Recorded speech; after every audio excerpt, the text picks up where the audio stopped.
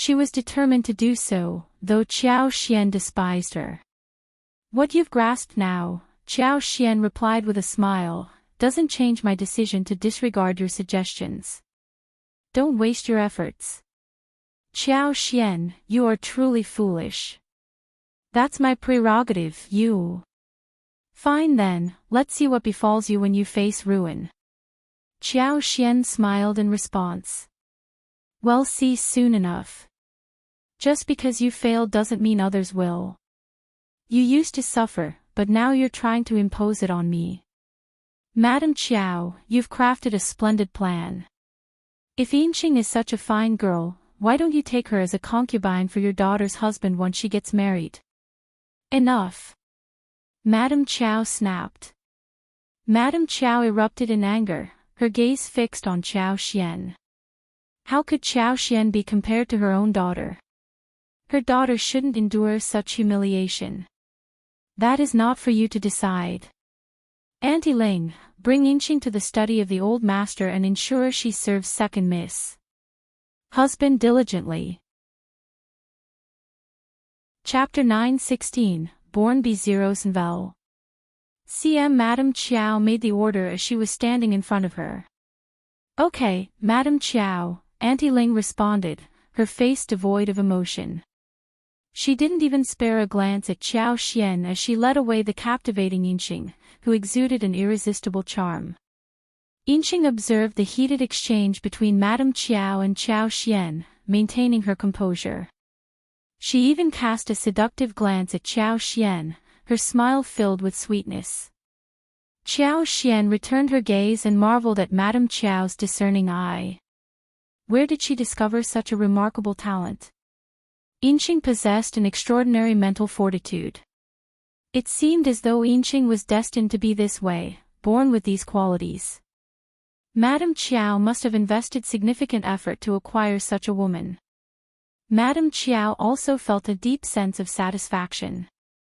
She pondered the diverse range of skills possessed by second Mrs. Yuejing, recognizing that ordinary individuals would struggle to secure someone like Yinqing. She firmly believed that a woman like Yinqing could easily bring Davan Xiao Yunduan, who had recently received a promotion. Madam Qiao, who had been closely observing Qiao Xian, was taken aback when Auntie Ling whisked Yinqing away. She couldn't help but sneer. "Elle thought you would try to stop me." Qiao Xian raised her eyebrows. "Why should I stop you?" "True, you can't stop them." Qiao Xian got up.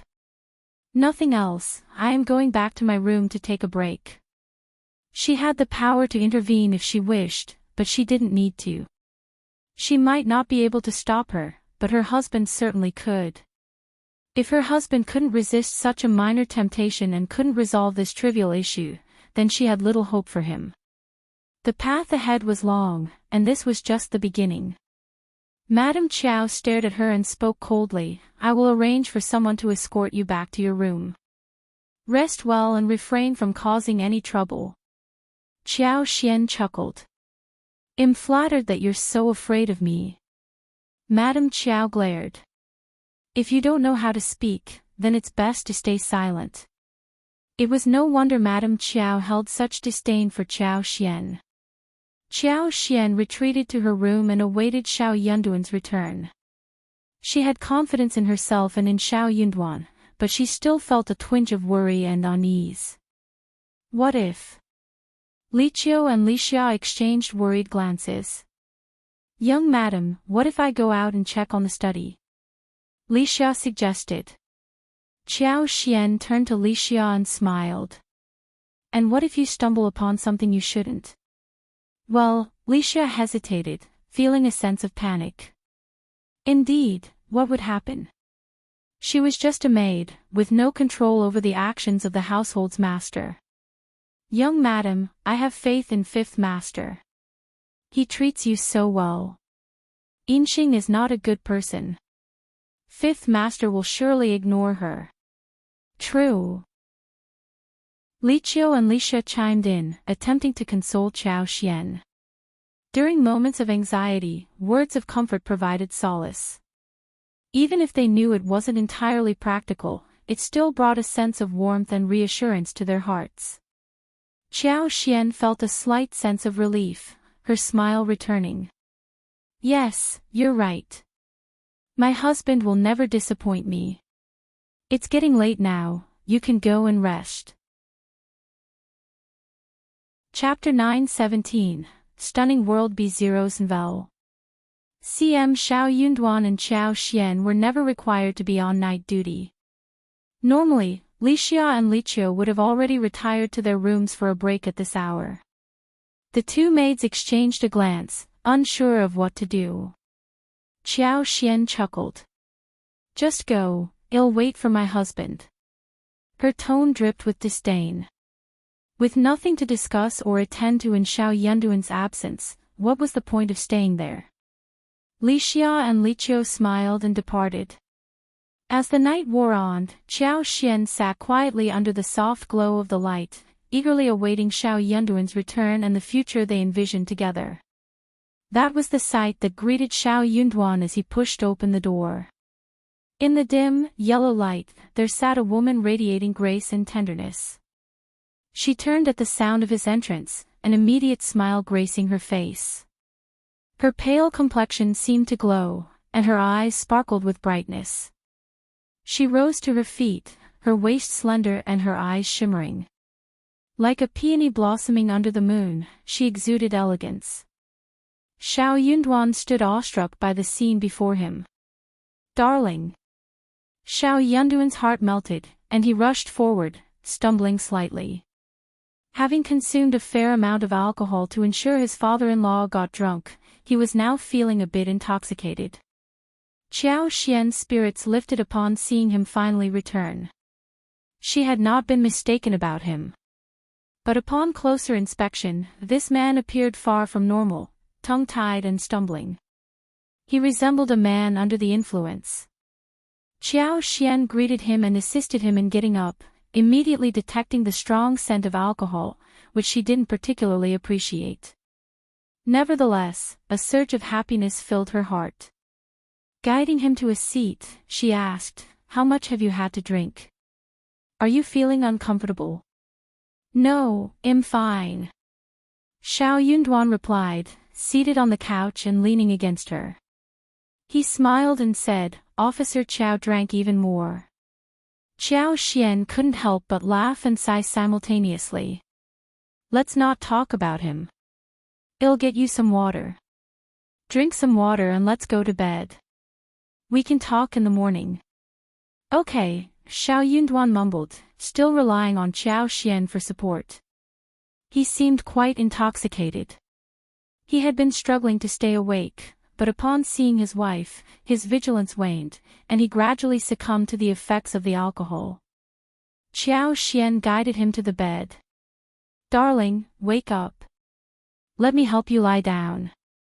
Xiao Yunduan nodded drowsily, briefly opened his eyes to glance at Qiao Xian, then lowered his head, allowing her to guide him forward.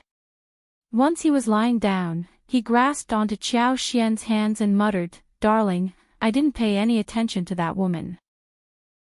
I didn't do anything to betray you." Qiao Xian's heart melted, and she couldn't help but break into a bright smile. "Really? That woman is so beautiful. You don't find her appealing?" "Darling, beautiful. He trailed off, closing his eyes, his breathing deep and steady. It was evident he had fallen asleep. Looking at him, Qiao Xian couldn't contain her laughter. She playfully pinched his cheek. It was incredibly easy to pinch. Her heart skipped a beat, and she instinctively glanced around before leaning down and planting a quick kiss on his cheek. Chapter 9:18, Sleepy Zero's Unwilling. CM Qiao Xian's heart skipped a beat, her cheeks flushing with warmth. She couldn't help but cover her face with her hands, feeling a mix of embarrassment and delight. How could she have done such a thing? Slowly removing her hands from her face, she found herself stealing another glance at the man beside her. A sweet shyness enveloped her, accompanied by a sense of pride. How could her man be so amazing? Lost in her own thoughts, Qiao Xian pondered for a moment before deciding to fetch some water. Once the intoxicated man had been given half a cup of warm Zuvater, Qiao Xian settled down beside him. With concerns about Xiao Yunduan's potential discomfort from the alcohol and their upcoming journey the following morning, Qiao Xian held his hands and gradually transferred her own superpower into his body, bit by bit. Since her superpower had the ability to detoxify and unblock meridians, perhaps it could help eliminate the effects of the wine. It couldn't hurt to try, after all. Madame Qiao's men had been monitoring Qiao Xian's whereabouts for half the night. Seeing that she hadn't left or caused any trouble, Madame Qiao felt reassured. Qiao Xian held little significance in her own domain. She was merely a sharp-tongued woman, what else could she possibly do? Satisfied with her decision, Madame Qiao drifted into a deep sleep. She instructed 2 elderly women to keep watch over Qiao Xian's residence. However, despite it being mid-February with the sun shining brightly during the day, the nights remained chilly. The wind blew, and Qiao Xian shivered in the brisk air. Given Madame Qiao's confidence and the fact that they were only assigned to keep an eye on Qiao Xian, the 2 elderly women decided not to endure the entire night in the cold winds outside her courtyard. The couple spent some time together before returning to bed. At such a late hour, everyone was fast asleep, and Second Miss had no intention of leaving the house again. Thus, they missed the sight of Xiao Yunduan's return home. The backyard of the county office remained peaceful throughout the night. The next morning, Qiao Xian and Xiao Yunduan woke up. Xiao Yunduan was pleasantly surprised to see Qiao Xian's gentle smile, which made him even happier. He rubbed his forehead, feeling a sense of well-being and vitality. Qiao Xian had worried that she might wake up feeling unwell or dizzy after having too much to drink the previous night. However, she felt perfectly fine, no discomfort at all. He felt both relieved and amazed, realizing that he had underestimated his tolerance for alcohol. It turned out that he could handle his drink quite well. Irrespective of everything, it is getting late, and we must depart soon. Qiao Xian chose not to bring up Yinxing, as her husband had returned home alone, indicating that nothing had transpired. There was no need to mention it. However, Xiao Yunduan felt compelled to explain. Oh, by the way, I had no other option but to get Officer Qiao drunk so that Miss Yinxing could stay and take care of him. What? Ah! Qiao Xian was taken aback. She quickly covered her mouth, bursting into laughter and wearing a bright smile. Darling, you are so clever. Ha ha ha. She had misunderstood the situation. She had assumed her husband would refuse the ginkgo, but instead, he declined it and gave it to Officer Qiao.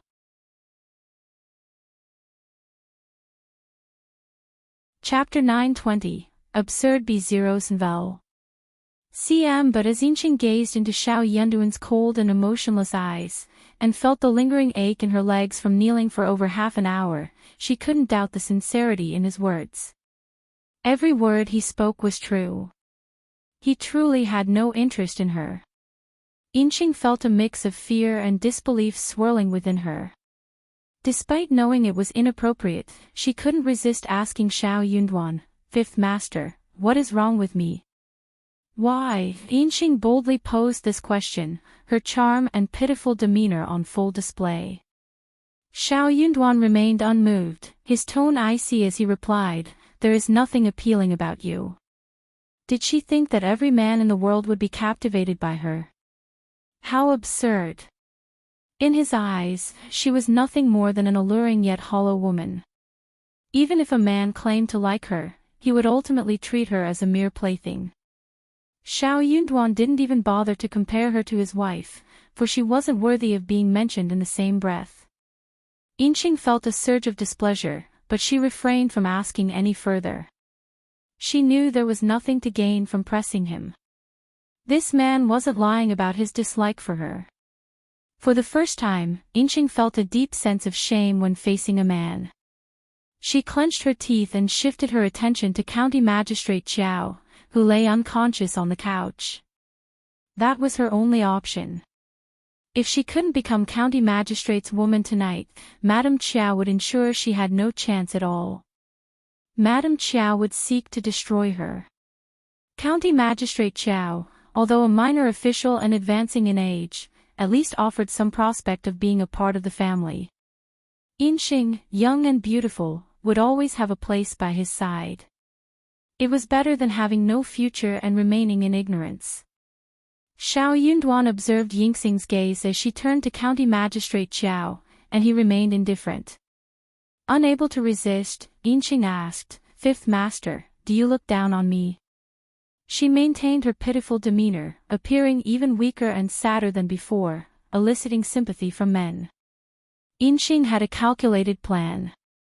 If Xiao Yunduan couldn't help but soften his heart, she would notice and throw herself into his arms, weeping and pleading for comfort. The outcome would then be entirely different. However, Xiao Yunduan merely cast a peculiar look at her and responded, "Why should I look down on you?" Yinxing found herself at a loss for words. She understood Xiao Yunduan's implication. "Who are you to me? What significance do you hold in my life? Your actions are your own concern. Why should I look down on you?" Bitterness filled Yinxing's smile, stirring a whirlwind of emotions within her.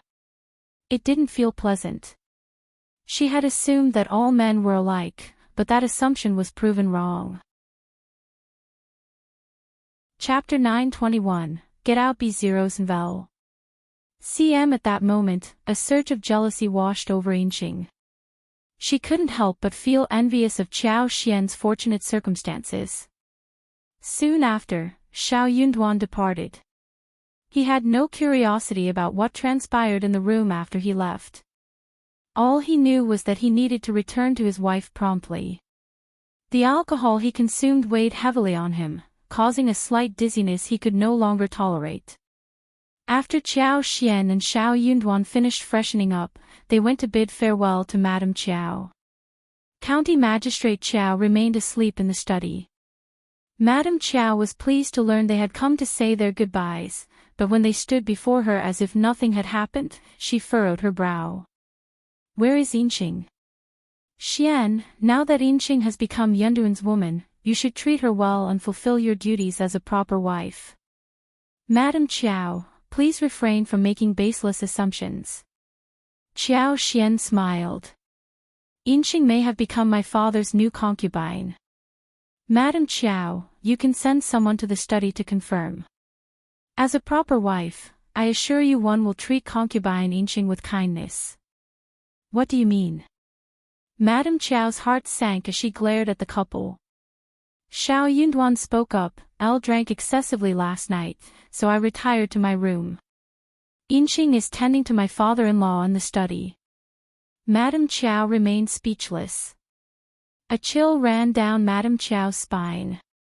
Fine, fine. How dare you?" Qiao Xian responded calmly, "If my father fancies her, let him keep her. It's pleasant to have a beautiful concubine by his side, providing comfort and delight. You needn't worry about my husband. I will keep him company in the capital." "Madame Qiao. Just leave." Madame Qiao stormed out in anger, paying no attention to Qiao Xian and Xiao Yunduan as she made her way straight to Officer Qiao's study. Qiao Xian and Xiao Yunduan exchanged glances and chuckled. Qiao Xian spoke, "Seems like nobody has the time to entertain us. Let's go." Agreed. The two of them departed from the county office's backyard, leaving the scattered chicken feathers behind. County Magistrate Qiao basked in satisfaction after the night's events. He felt rejuvenated, as if he had shed a decade's worth of burden in a single night. The feeling was invigorating. County Magistrate Qiao woke up at dawn and immediately understood the reason for his elevated spirits. He had held his alcohol well and hadn't passed out the previous day. Madame Qiao stormed to the door, her anger palpable, nearly startling County Magistrate Qiao. It was about to become quite lively. Madame Qiao's fury reached its peak, leading to a heated argument with County Magistrate Qiao and a desperate attempt to harm Yinxing. Initially, County Magistrate had harbored a hint of guilt, but Madame Qiao's words kindled an intense rage within him.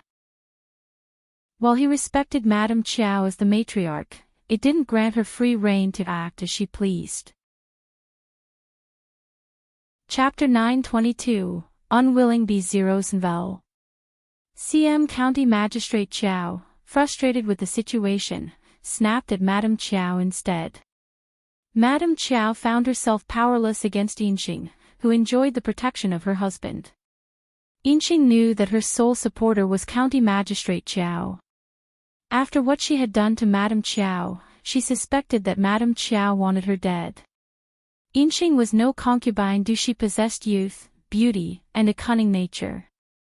In a calculated move, she leapt before County Magistrate Qiao, feigning weakness and eliciting his pity. County Magistrate Qiao, having finally found such a captivating woman, refused to relinquish the pleasure he had been denied for so long. Furthermore, Qiao Xian's revelations had dispelled any illusions he held about his wife's virtuousness. Therefore, he took precautions and ensured the safety of concubine Yinxing. Madame Qiao's annoyance grew to unprecedented levels.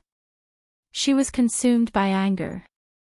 Her fury was so intense that she contemplated sabotaging her own position. She refused to give up until she dealt with Yinxing. However, time and again, she failed in her endeavors. Thus, County Magistrate Qiao's household became a hotbed of tension and conflict.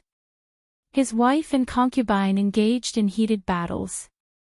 Concubine Du took pleasure in Madame Qiao's misfortune. Although she couldn't openly act against Madame Qiao, she constantly fed information to concubine Xing, further exacerbating Madame Qiao's distress. Madame Qiao directed her anger towards Qiao Xian and Xiao Yunduan, attempting to take it out on the innocent members of the Xiao family. However, County Magistrate Qiao remained vigilant. Madame Qiao found it difficult to exert her authority in the governmental office, and not everyone in the household obeyed her commands. No sooner had she given an order than County Magistrate Qiao was informed of her actions. County Magistrate held on to hope for Xiao Yunduan and was determined to prevent any offense against him. Madame Qiao had only Auntie Ling and a few trusted men by her side. However, their expedition to Xiaoding village yielded no advantage. The land officer would handle matters concerning the first section of the Xiao family. Before their departure, Qiao Xian and Xiao Yunduan shared a few additional details with Miss Fang. Auntie Ling had no intention of deceiving anyone. Madame Qiao grew increasingly infuriated. Unable to find an outlet for her anger, she caught a cold and fell ill. In May, when County Magistrate Qiao traveled to the capital, he was still unwell. The county magistrate even suggested that she stay in the county to recover, with Qiao Wei taking care of her. They could join him in the capital once she regained her health. However, before he could finish speaking, Madame Qiao snapped at him. Madame Qiao persistently referred to concubine Xing as a derogatory term, likely an idea planted by concubine Xing herself. She continued to curse County Magistrate Qiao. She was adamant about not staying behind with her daughter for recuperation. Clenching her teeth, she resolved to accompany them to the capital. Things began to improve as they journeyed onward. Her condition improved slightly, but her body was weakening. Fatigue had taken its toll, leaving her lacking energy and frayed nerves. Qiao Xian was taken aback the next time he saw her. Qiao Xian and Xiao Yunduan reached the province in the evening and settled in at the Yuezhing family's residence. Aware that their arrival was imminent, First Madame had already made arrangements for their accommodations. She held genuine affection for Qiao Xian, and if Xiao Yunduan and Qiao Xian treated her as an outsider, it would deeply hurt her. They spent 3 days in the province, during which Qiao Xian and Yuezhing Xiao decided to purchase tea leaves, snow fungus, and lipsticks. Yuezhing Xiao could arrange for someone to directly buy these items from Xiaoding village. Chapter 923, Kindness B0 Unwilling. CM As the days grew warmer, the dessert store's business was bound to improve. With fresh cassava powder, creeping figs, dragon fruits, papayas, and other fruits, along with a sufficient supply of fresh milk from the Xia family, the business was poised to flourish. Qiao Xian couldn't oversee this matter, so Yue Jingshao had to take charge of it. Qiao Xian went to inspect the dragon fruits and papayas that were planted at the end of the previous year. Thanks to the mild winter, the papayas had begun sprouting leaves, while the dragon fruits looked healthy and green. Having endured the winter without any frost, they had thrived. Qiao Xian utilized her superpower to help them gather energy and vitality, ensuring that they would sprout leaves and bear fruit as the weather turned warmer. By the time she and Xiao Yunduan returned from the capital, the papayas and dragon fruits should be bearing fruit in abundance, shouldn't they? Regrettably, sugarcane and pineapples couldn't be planted this year. However, the blooming and fruit-bearing potential of lychees, longans, and mangoes depended on this year. If they flourished, they could be planted on a larger scale next year, and by then, sugarcane and pineapples could also be cultivated. Especially sugarcane, which could be used to make sugar. Within her space cabin, the system could identify the most advanced sugar-making processes and the necessary tools and equipment, offering yet another way to generate quick income. 3 days later, the caravan set off for the capital. Qiao Xian, Xiao Yunduan, Li Xia, Li Qiao, and Songshi were accompanied by Xiao Yunduan's friends, Lu Min and Gu Zhio, who were also recommended men. They would travel together, providing mutual support and companionship in the capital. Lu Min and Gu Zhio were already aware of Xiao Yunduan's close relationship with the wealthy Yuejing family, the young master of the Xia family, and the prosperous Xiao family. They were astounded. They hadn't anticipated having such a powerful ally by their side. Xiao Yunduan appeared to maintain a low profile. Rather than feeling envious of Xiao Yunduan, Lu Min and Gu Zhio admired him. They recognized that Xiao Yunduan came from a respectable family and possessed admirable qualities of being advanced, modest, and gentle. They couldn't help but admire him. Their admiration for Xiao Yunduan wasn't based solely on his wealth. They continued to hang out with him as they had before. A genuine appreciation grew between them. Xiao Yunduan had a keen eye for choosing his friends.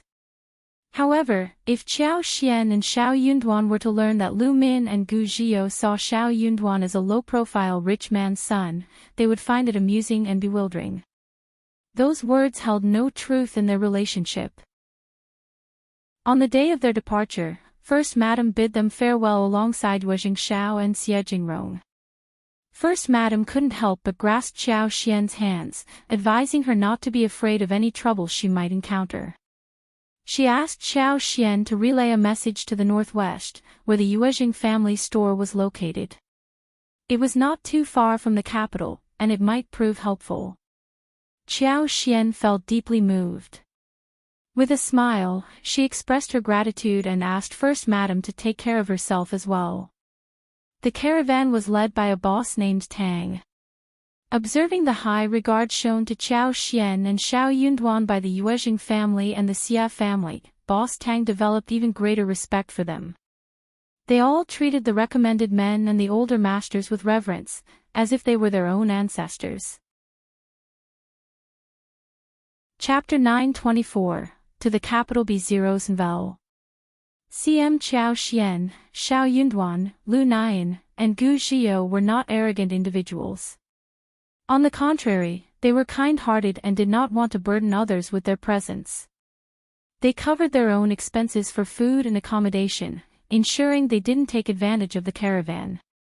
Instead, they would stop for a day and a half upon reaching large towns, purchasing local specialties like candied fruits, fried goods, pastries, roasted chicken, and braised meat to treat everyone. Qiao Xian even instructed Li Xia, Li Qiao, and Songshi to distribute red packets to every member of the caravan based on the position of the recommended men and older masters. They gave the most to Boss Tang, with 30 liang, and at least 2 liang to the laborers, considering it a symbol of good luck. The caravan members were delighted to see their generosity, which led to a significant improvement in friendliness and camaraderie. Initially, some individuals expressed concerns about the scholars joining the caravan, fearing they would be burdened with additional responsibilities. However, all such worries vanished. Boss Tang and the other leaders felt a deep sense of gratitude and even treated them to 2 meals at a restaurant to express their guilt. Lu Min and Gu Zhio privately expressed their gratitude to Xiao Yunduan and Qiao Xian, praising them for their thoughtfulness. They even proposed gathering together. Without the support and consideration of Xiao Yunduan and Qiao Xian, they wouldn't have been able to enjoy such freedom during the journey. The trip was remarkably relaxing. Merchants differed from businessmen. Merchants could simply wait in their shops for customers to arrive, while businessmen had to travel long distances and sleep under the open sky. Each journey was challenging, so they made efforts to carry as many goods as possible. Consequently, they didn't travel at a fast pace. Fortunately, the caravan was well established, and they had predetermined places to eat and rest along their route. Xiao Yunduan estimated that they would reach the state of Zheng by early March. At that point, their journey with the caravan would come to an end. From the northern part of the state of Zheng, the official road was wide and smooth, without any remote areas to traverse. They could hire a few individuals from the state Jing wagon company to accompany them for the final stretch, reaching the capital in just 3 or 4 days. The spring examination was scheduled for late April, allowing them ample time for adjustments. Their success in the spring examination did not hinge on their current pace. They were already well prepared. During their leisurely journey, they could engage in reading, discuss various articles, and work on their drafts within the confines of the wagon. Everyone remained calm, engaging in conversations and laughter without any sense of urgency. Qiao Xian eagerly anticipated the trip. It was her first time embarking on such a long journey, and she didn't feel the need to rush. Instead, she embraced the scenic views along the way, relishing the experience that expanded her horizons. Being seasoned businesspeople, they had encountered many things in their line of work. They shared stories about customs and interesting incidents they had witnessed over the past few years. While they didn't take everything too seriously, it was still highly intriguing. Qiao Xian displayed a genuine interest in their tales. After leaving the province, they traveled for 4 consecutive days. Besides staying at the finest hotel, they pushed forward until they reached a bustling and vibrant town. They intended to stay in this town for a day to replenish their supplies and exchange goods. The members of the caravan enthusiastically introduced them to the town's unique delicacies and captivating sights, inviting them to explore and indulge. Qiao Xian couldn't contain her excitement and eagerly anticipated savoring the local culinary delights. Sensing the couple's enthusiasm, Lu Min and Gu Zhio smiled understandingly and discreetly left them alone. Chapter 925, Potato discovered B0's Unwilling. Despite having limited time, they managed to explore the town thoroughly within a day. Xiao Yunduan accompanied Qiao Xian to visit the local markets, including the flower and bird markets, as well as the dry goods markets. In return, Qiao Xian accompanied him to browse through the bookstores. During lunchtime, they dined at a restaurant where the roasted chicken and an unfamiliar fish dish stood out for their exceptional flavors. Qiao Xian also stumbled upon some unique glutinous rice and flour-based cakes, which were a novelty compared to what she had encountered in the province. She purchased some and shared them with Li Xia and the others. One thing that left Qiao Xian feeling a tinge of regret was the lack of new items in the market, and the limited expansion possibilities for small vegetable fields and orchards at the moment. However, her confidence remained unwavering. She was certain they would come across new opportunities along their journey. As expected, during the subsequent part of their journey, Qiao Xian managed to acquire several varieties of vegetables and fruit trees. They obtained different types of peppers, beans, loofahs, and various vegetables. Additionally, there were peaches, grapes, persimmons, and roses of different varieties. While finding these items wasn't particularly difficult, Qiao Xian had to figure out how to store them in the space behind Xiao Yunduan's back. That day, they spent the night in a small town just 2 days away from the state of Jing. Since there were no suitable accommodations ahead, they decided not to continue their journey, even though they had arrived in the town earlier than expected. Coincidentally, 2 businessmen announced that they had 2 boxes of rare goods from overseas available for purchase at an affordable price. They emphasized that this was the only store offering such goods before they passed the village. This announcement piqued a lot of interest among the crowd. Qiao Xian initially had doubts about the authenticity of the goods, but an employee from the caravan informed them that the 2 businessmen must have acquired the rare items through illicit means and were discreetly selling them in this inconspicuous location. Such occurrences were not uncommon. Most of the items were genuine, and the prices were reasonable. Qiao Xian and Xiao Yunduan became curious and decided to observe the spectacle. The 2 boxes contained a wide array of items, ranging from jewelry with damaged gemstones, fans, bead bracelets, knives, incense, perfumes, wooden carvings, tea leaves, handkerchiefs, to beautiful conch shells, and more.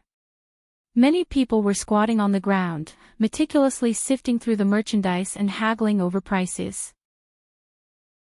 Qiao Xian found the scene intriguing but refrained from making any purchases. However, her attention was immediately captivated when one of the businessmen pulled out a roll wrapped in yellow paper from his pocket and began to eat it. Qiao Xian couldn't take her eyes off the sight. To her astonishment, the rolls were filled with meat and vegetables, including shredded potatoes. Qiao Xian had been searching for potatoes and sweet potatoes for quite some time. Yue Jingxiao had even sent his men to inquire in the south, but they had found no leads. Qiao Xian had been patient, but she hadn't expected to come across them so easily. Unable to contain her excitement, Qiao Xian whispered to Xiao Yunduan, expressing her desire to obtain the rolls. In response, Xiao Yunduan approached the businessman and inquired about the contents of the roll, mentioning that it looked appetizing. Upon hearing Xiao Yunduan's question, the man felt a sense of pride. He smiled and replied, "You have great taste, and you've noticed it. This is taro from the west, cultivated in the fields. It's delicious." Chapter 926, Taste B0's Unwilling. Qiao Xian grew increasingly eager to taste the taro rolls. She knew they would be delicious. Xiao Yunduan smiled and inquired, "It looks delicious. Do you have more taro? Would you be willing to sell some to me?" The businessman was taken aback by the request. In his eyes, the taro was just an ordinary crop, like peanuts or potatoes. It was filling but not particularly flavorful. How good could it really be?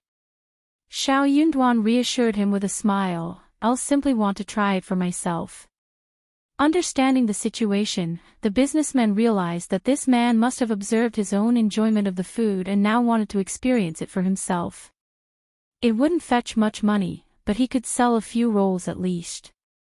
He was growing tired of it anyway. The businessman responded with a genuine smile, "All right, we have a few more rolls at the hostel. If you'd like to try them, I can sell them to you later. But I'll sell them out soon." Xiao Yunduan nodded appreciatively and asked for the location of the businessman's residence, stating that he would visit him later. Together, Xiao Yunduan and Qiao Xian left, with Qiao Xian obediently refraining from displaying her eagerness to obtain the taro rolls. Being too eager might drive up the price, and their objective was to maximize their profits. After all, this was a simple transaction, and there was no need to pursue long-term benefits. They intended to make the most of the opportunity. When evening arrived, Xiao Yunduan and Songshi headed to the hostel as planned. The businessman was taken aback but quickly regained his composure, smiling as he said, "Oh, you're serious. I thought you were joking." Xiao Yunduan chuckled, "I'll keep my word. I'm genuinely curious about the taste of taro, and I must try it. How much do you have? If you don't mind, you can sell them all to me." He explained that his wife loved such delicacies and wanted to buy as many as possible. The businessman, playing along as a fellow food enthusiast, laughed and agreed to Xiao Yunduan's proposition. He retrieved a bag from the guest room and said, "I only have 10 left. If you'd like them, you can give me 100 yuan. It's quite a rare price, isn't it?" Songshi took the bag from the businessman and opened it, while Xiao Yunduan leaned in for a closer look. The taro rolls were gray and about the size of goose eggs, with traces of mud on their surface. They appeared unremarkable and didn't evoke much appetite. The price of 100 yuan was reasonable for Xiao Yunduan, so after a moment of hesitation, he nodded and paid for the purchase. With the taro rolls in hand, he bid farewell to the businessman. The businessman happily pocketed the 100 yuan and chuckled to himself. They could enjoy some drinks tonight. Meanwhile, Qiao Xian anxiously awaited Xiao Yunduan's return. As soon as he walked in, she eagerly grabbed his sleeves, asking, "Darling, did you buy the taro rolls? Where are they?" Xiao Yunduan had initially planned to tease her, but seeing her genuine anxiety, he couldn't bear to do so. He called for Songshi to bring the rolls and reassured her with a smile, "Yes, they're all here. One bought them all." Qiao Xian's face lit up with joy. However, it seemed that there weren't many rolls left. She carefully placed the taro rolls on the table, counting them one by one. There were a total of 16, but perhaps due to the absence of cultivated potato varieties in this era, they were all relatively small in size. Chapter 927, Beautiful B0s and Vel. The 3 largest taro rolls were only the size of a goose egg, while most of them were about the size of a duck egg. 2 were even smaller, only the size of small eggs. But for Qiao Xian, even if there was only one potato the size of an egg, she could multiply it to cover 2 mu of land within 2 years. Potatoes could be divided into several pieces for planting, as long as each piece had a bud. With her superpower, she could ensure that even the smallest potato pieces would grow well. There were 16 potatoes of different sizes in front of her. After cutting them into pieces, she would have almost 100 pieces, which meant she had 100 potential potatoes. With her superpower, she could nurture each potato piece carefully, and the harvest would likely exceed just 10 or 20 healthy potatoes. Next year, they could start planting on a larger scale. By then, they would have an abundance of potatoes, allowing them to create various delicious dishes. Potatoes were an excellent resource to combat famine. They could be used as both vegetables and a rice substitute. They were easy to cultivate and not demanding in terms of soil. Their yield was remarkable. Similar to cassavas, Qiao Xian had no intention of keeping this resource to herself. She planned to expand beyond Shouting Village. Each family in the village would receive 20 free potato seeds, and those from other villages could purchase 500 grams of seeds for 1 yuan. The more Qiao Xian contemplated this, the more elated she became. Although she had obtained many new crop varieties in the past, this was the first time she felt such immense joy. "Darling, are the taro rolls good?" Xiao Yunduan smiled. Songshi had already left, and they were alone in the room. Qiao Xian said inwardly, of course it was very good, but she could not reveal that. If she did, it would show that she knew too much. Some things could be said to come from books, but she could not just read everything from books. Qiao Xian came back to herself, she seemed to be too happy. It seemed that she should stay calm. She smiled. Of course it is a good thing. I found it myself, so I am very happy about it. It is called taro, and it should be similar to ours. But the way the little boss eats it today is different from ours. I wonder if the fruits can be planted at our place. I really want to have a taste of it now, but there are too few seeds, so we should keep them. Only now did Xiao Yunduan understand what was going on. The new species they found with their own eyes were different from those they got from others. It was no wonder that his wife was so happy. Xiao Yunduan smiled. They are taros too, and they can be planted alive, just like everything else we did. He added. I'll think there are many of these. If you want to have a taste, you can have two. No, no. Qiao Xian waved her hands. Elle can't have a taste of it. I need to keep it and plant it. By autumn, the harvest will be much better. These 16 potatoes were too rare to be eaten. No matter how much they missed sour and spicy shredded potatoes, fresh potatoes, dry fried potatoes, stewed braised pork with potatoes, stewed chicken with potatoes, potato pancakes, deep fried potato strips, etc. Xiao Yunduan's words about eating the potatoes really made her heart ache. Chapter 928, Not Secret B0's Novel. CM Xiao Yunduan found her serious expression amusing. Alright, we can give it a try next year. Yes, next year will be fine. Qiao Xian felt a surge of happiness. She placed the potatoes back in the middle compartment, but she still worried about the valuable seeds. She decided that storing them in the storage space would be the safest option.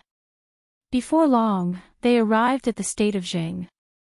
The city was a vast metropolis situated in the Central Plains, far more expansive and prosperous than the province they came from. Even before entering the city, they could sense the bustle and magnificence of this ancient place. The official road stretched wide and flat, flanked by towering trees on both sides. The road was teeming with people, and numerous caravans transported large quantities of goods into the city. Inside the wagon, they lifted a corner of the curtain and peered outside. The city wall, reaching high into the sky, appeared as imposing as a mountain, seemingly exerting pressure. As they approached the gate, the crowd of people and sedan chairs grew denser. It was a lively scene, but their progress slowed down. By noon, they caught sight of the city gate from a distance, yet they didn't enter until 4 in the afternoon. Boss Tang's business had a warehouse and a designated resting place, so they hurriedly unloaded the goods, leaving no time for a proper farewell with Xiao Yunduan and the others. Having spent so much time together, they had formed a good bond. Thus, parting ways brought about a tinge of sadness for all of them. They had made plans to gather again after their return to the province, but whether that would ever come to fruition remained uncertain. Xiao Yunduan, Qiao Xian, and the others located an inn and requested 3 high-class rooms and 2 standard rooms. They intended to stay here for a few days before resuming their journey. Their first order of business was to relax and rest, as the remaining part of their journey would not be as leisurely. They had to cover a minimum of 300 li each day. While the official road to the north was wide and even, with few remote areas along the way, they couldn't afford to be careless or delay without a large accompanying group. Thus, they pushed their pace as much as possible, hoping to reach the capital sooner for added security. Night fell, bringing about a serene atmosphere.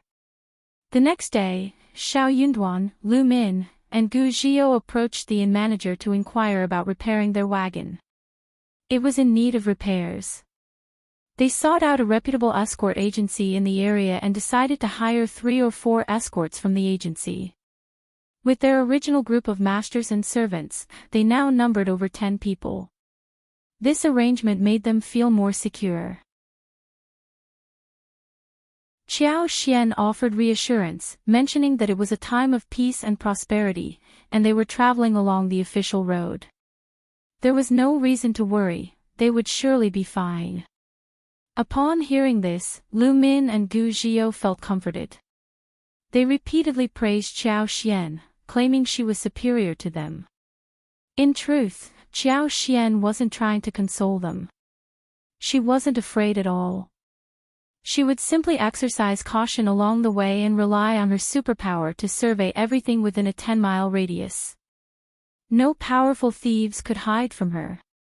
Even before they approached, she could manipulate the vines and branches in the mountains to incapacitate them. During the journey with the caravan, they passed through some remote areas with complex terrain. Qiao Xian remained vigilant, utilizing her superpower to observe her surroundings. However, the journey remained peaceful, devoid of any strange occurrences. Chapter 929, House in the Capital B0 Unwilling. CM Xiao Yunduan planned to discuss matters with Lu Min and the escort agency, so Qiao Xian took Li Qiao and Li Xiao for a stroll.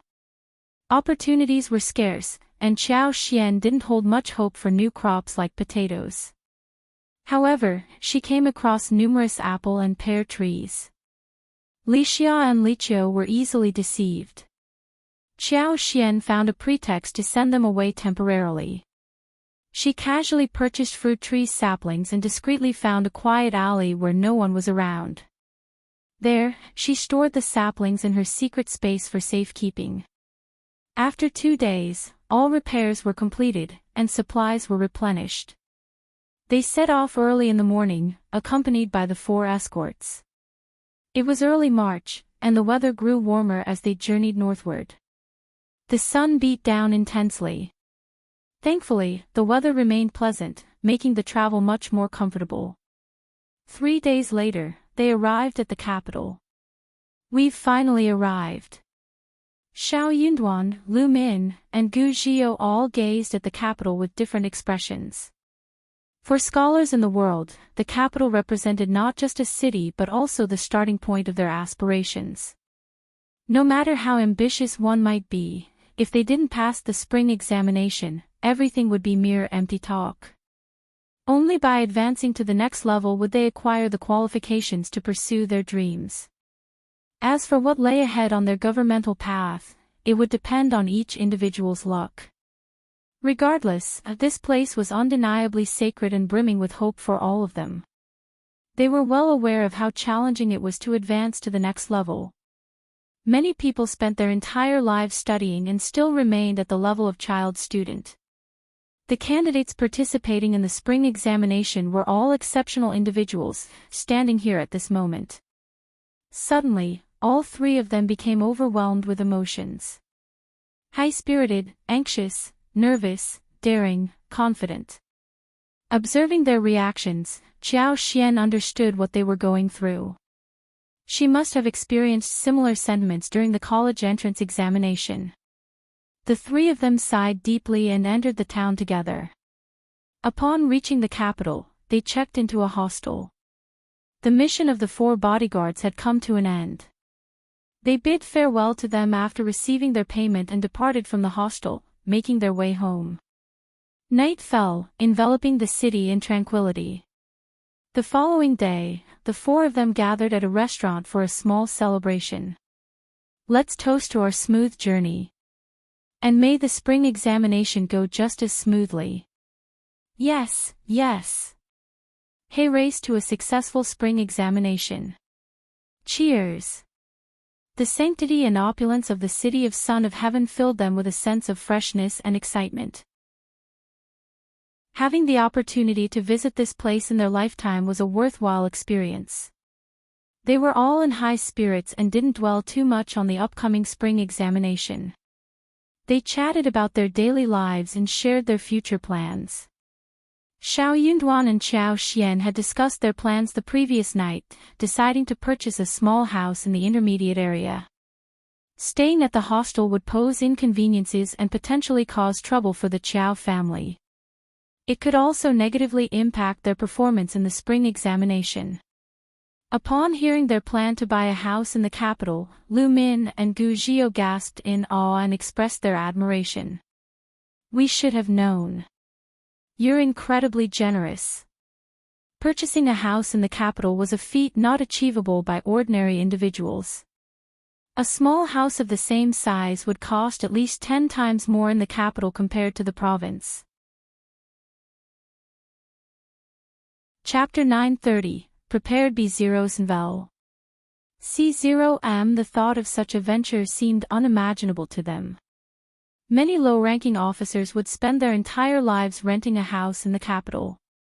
Xiao Yunduan smiled and addressed Lu Min and Gu Zhio, "Brother Lu, Brother Gu, are you planning to move to a different hostel? We will get in touch with you once we've settled. Although their current hostel was not cheap, it fell within an acceptable range for the couple. Staying in the hostel would provide them with better access to information and resources, which was crucial for them, considering their limited knowledge about the capital. Lu Min and Gu Qiao assured them that they would not be moving out. This way, they could maintain contact with one another. The following day, Qiao Xian and Xiao Yunduan set out to find a suitable house. With nearly 280,000 liang in her possession, Qiao Xian felt confident in their search. Finding a suitable house proved to be not too difficult. Moreover, they were not overly particular. As long as the house was of intermediate size and had a good environment, sturdy structure, and cleanliness, they could move in after a simple cleaning. They visited 3 properties on the same day and settled on purchasing a courtyard house in the intermediate section of an alley near the southern moat. The brick wall surrounding the property stood over 2 meters tall. Upon pushing open the door, they were greeted by a square courtyard. The patio was neither too large nor too small, and there was a small open space at the back with a few planted trees. Sunlight flooded the courtyard, making every room bright and airy. Most importantly, the house was clean and well maintained.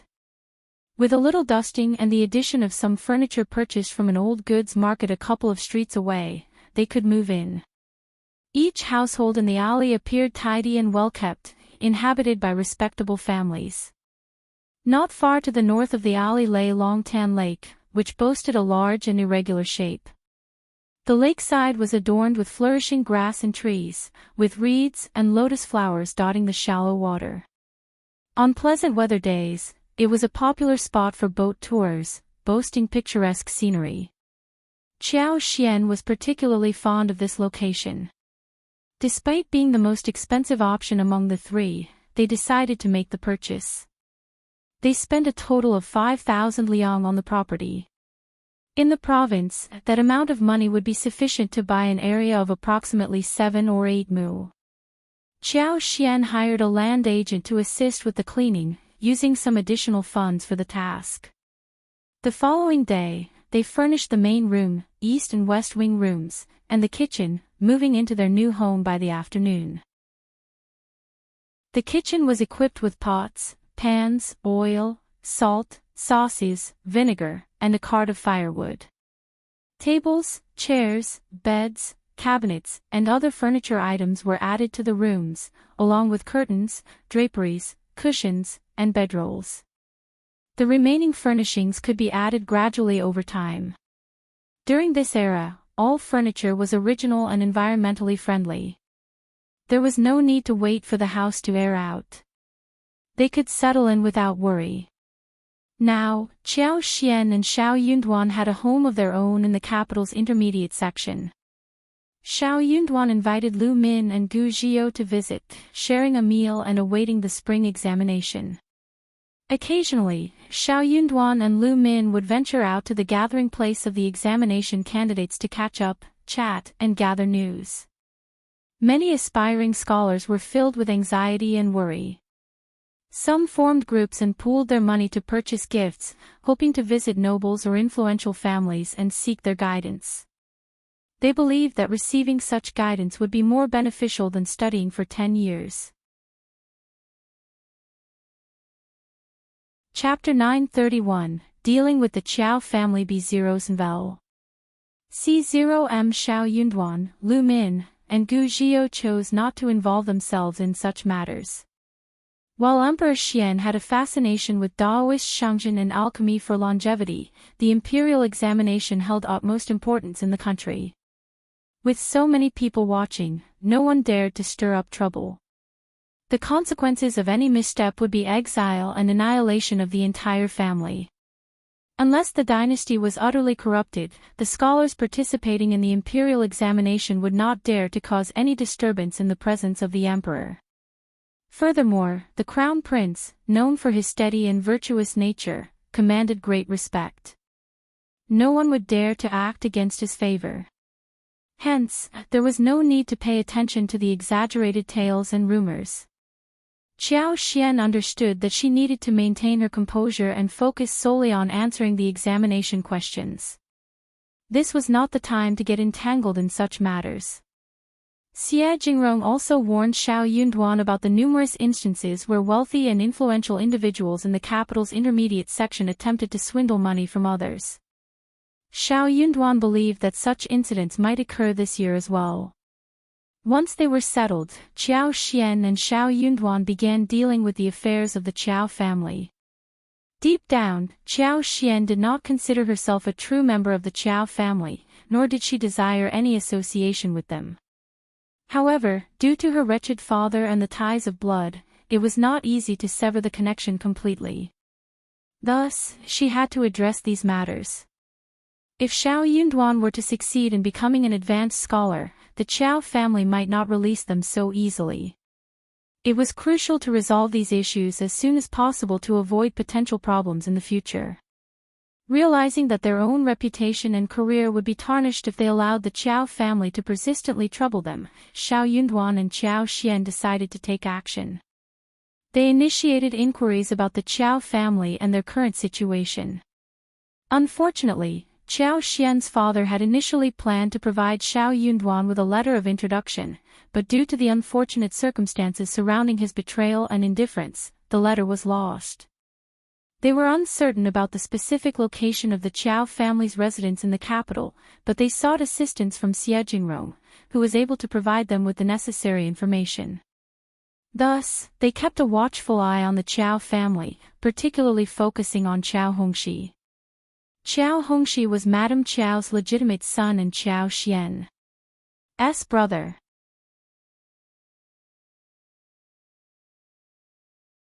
Qiao Hongxi. If you genuinely want to buy it, why do you keep bargaining? Qiao Xian continued, her voice dripping with sarcasm.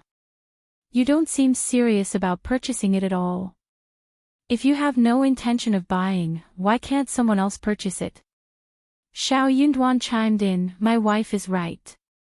If you don't want it, please put it down. Perhaps you can find something worth 40 liang instead. Qiao Xian chuckled and added, indeed, I'm sure there are other pieces worth 40 liang in this store. You can ask the manager about them.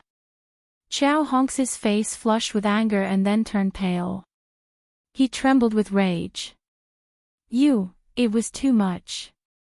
He was a proud man, but the financial struggles of the Qiao family had been weighing heavily on him. Every day, he fretted over clothing and accessories. He had managed to save up 50 liang, hoping to purchase a fine piece of jade, but now he faced such misfortune.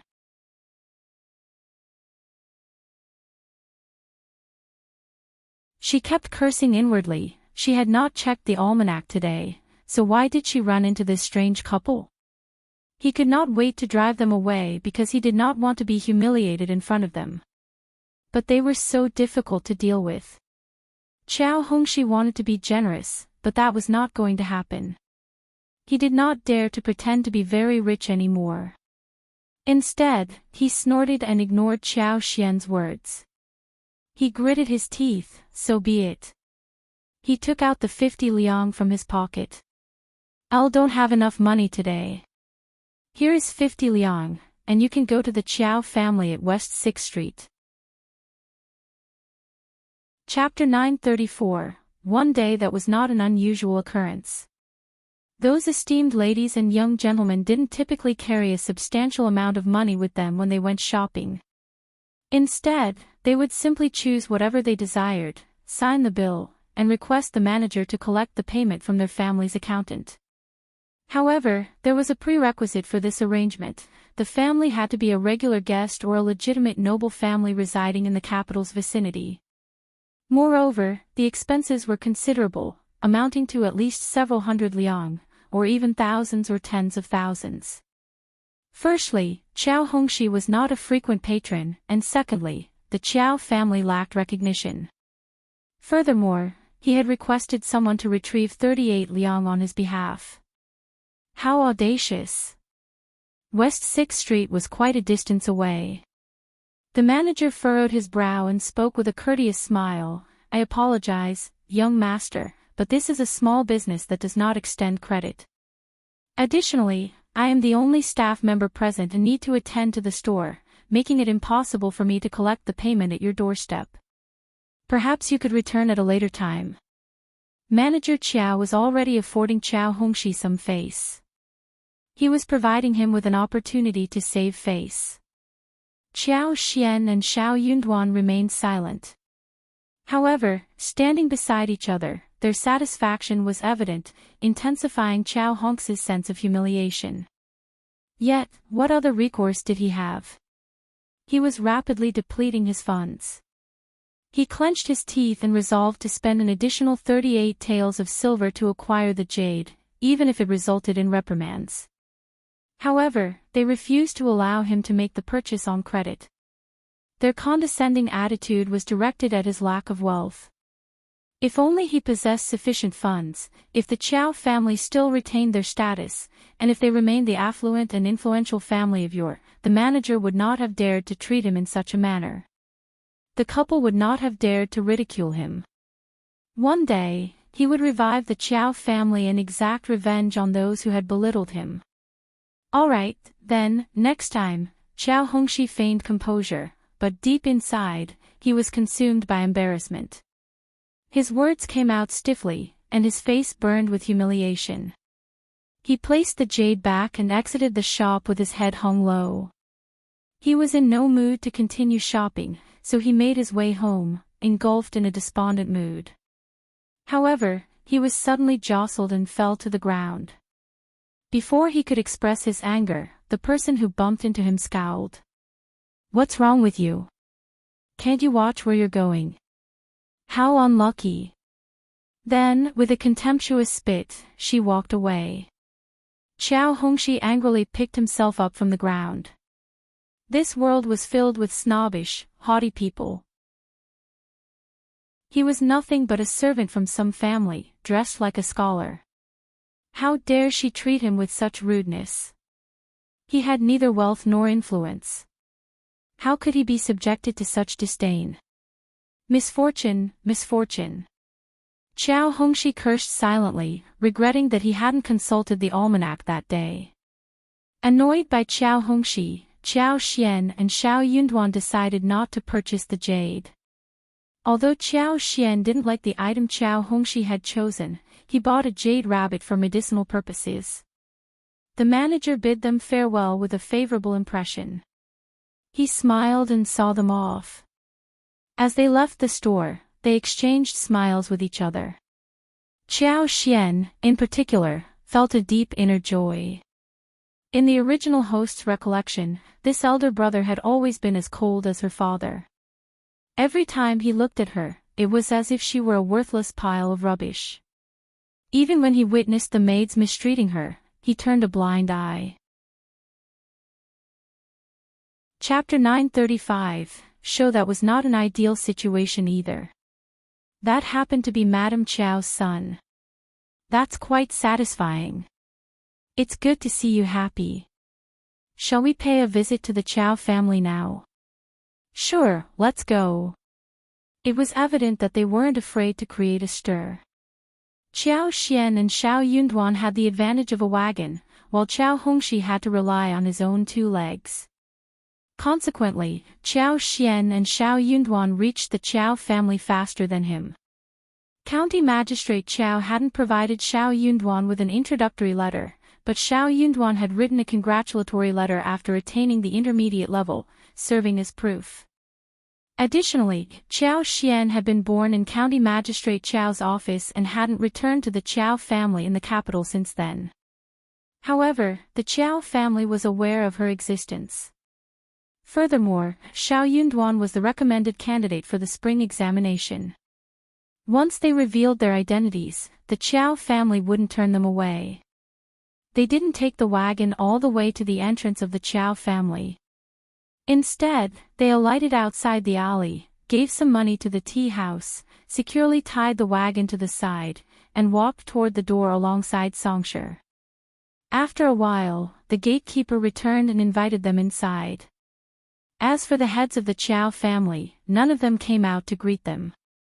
In the hall, Madam Lady Qiao, First Madame Qiao, second Mrs. Qiao, and first Madame Qiao's youngest son, Qiao Hongming, the fourth son of the Qiao family, were present. Behind a folding screen were the two legitimate daughters of the second branch of the family, Qiao Fong and Qiao Li. The two sisters whispered to each other, snickering and ridiculing. They discussed Qiao Xian and Xiao Yunduan's arrival outside the Qiao family. Madame Lady Qiao and the others were more curious than hopeful. They maintained a guarded stance, knowing that if this couple sought any advantages from the Qiao family, they would never ask for help. First Madame Qiao remarked that he was merely the husband of a concubine's daughter. So what if he had become a recommended man? Becoming an advanced scholar was no easy feat. The world was filled with countless exceptional young talents, each one unique and extraordinary. How could a son-in-law of a concubine have a chance? If that man truly possessed exceptional abilities, he wouldn't have allowed himself to be taken advantage of by a concubine's daughter. First Madame Qiao's husband had attained the position of a sixth-ranked officer in the Ministry of Rites due to his connections with the imperial court. His days were numbered, and he was merely wasting his time.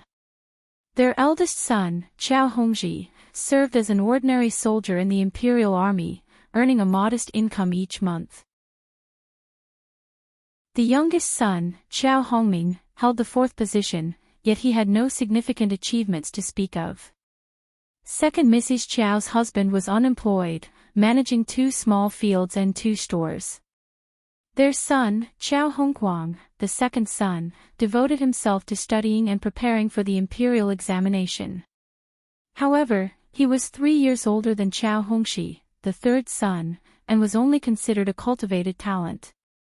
Reaching the intermediate level would prove to be quite challenging for him.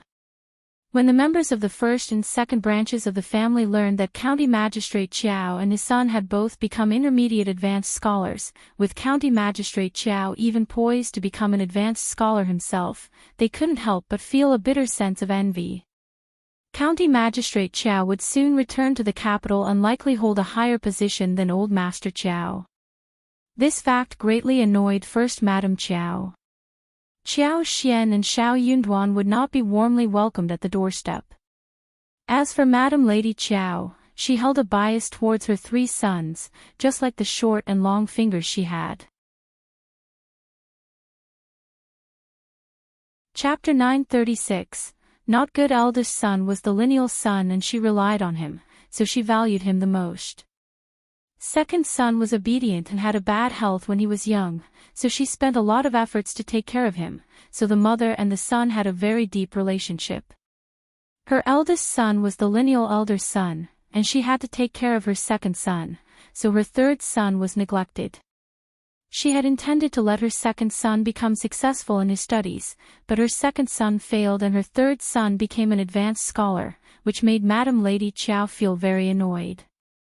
It was as if she had proved that she had bad taste. Also, County Magistrate Qiao spent most of his time as an officer, so Madame Lady Qiao and her family became even more distant. When County Magistrate Qiao was seeking to return to the capital, his 2 brothers cheated him of money. Madame Lady Qiao knew about this, but pretended not to know. Later, her 2 daughter-in-laws gossiped behind her back and said, "Elle didn't expect that third son is so rich outside. We don't care, but he doesn't even know how to send some home to show respect to Mom. He only gives us 3 melons and 2 dates for the new year and Mom's birthday every year. He is so heartless." Madame Lady Qiao agreed deeply. She got even more annoyed and disliked County Magistrate Qiao even more. Therefore, no one in the room was nice to Qiao Xian and Xiao Yunduan. It was not difficult for Qiao Xian and Xiao Yunduan to cause trouble at the door. Hearing the gatekeeper's report, the 2 of them did not have a wagon, but only a page boy who was following them. He was dressed in ordinary clothes and did not have any precious things.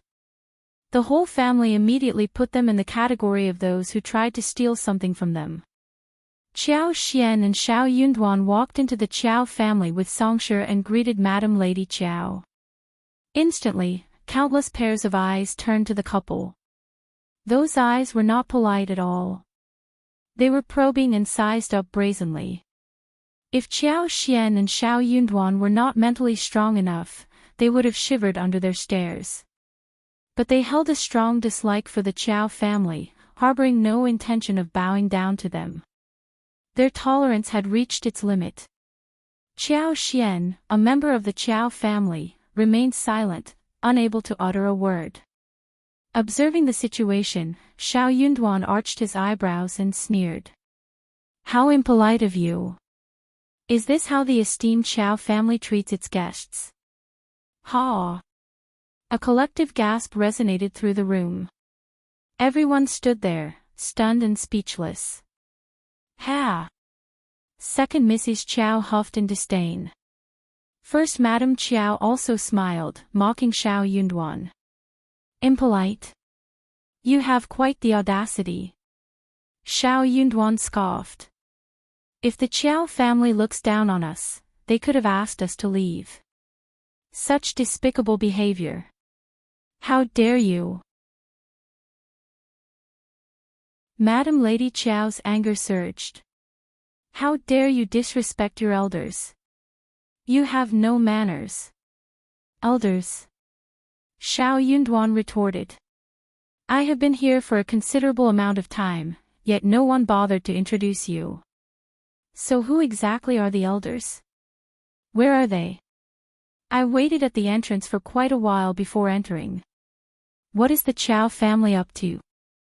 Madame Lady Qiao's mothers and daughter-in-laws were left speechless. Embarrassment flooded their faces. Some matters couldn't be disclosed, as they would only lead to humiliation.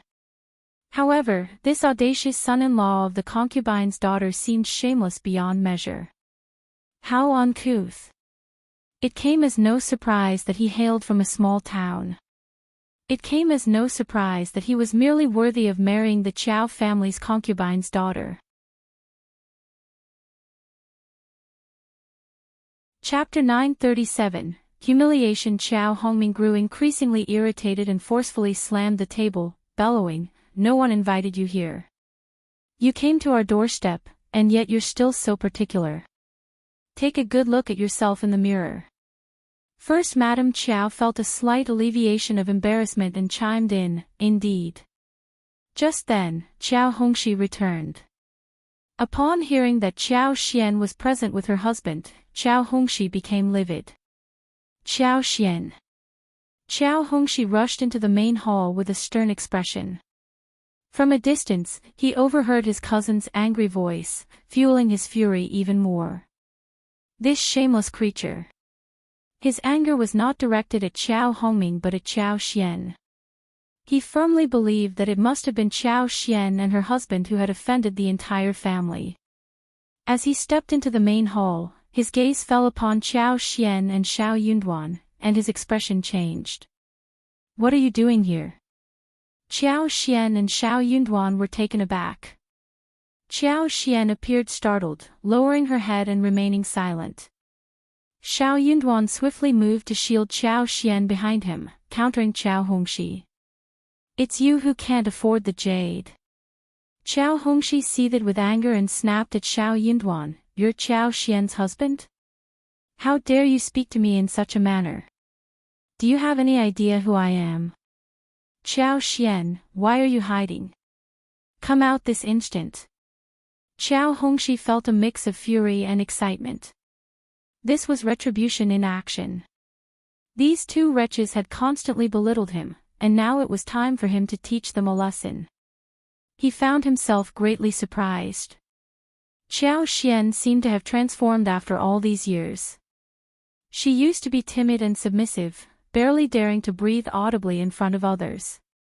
Had he not witnessed it himself, he wouldn't have believed that the person standing before him today was the lowly concubine's daughter. He felt utterly humiliated by her.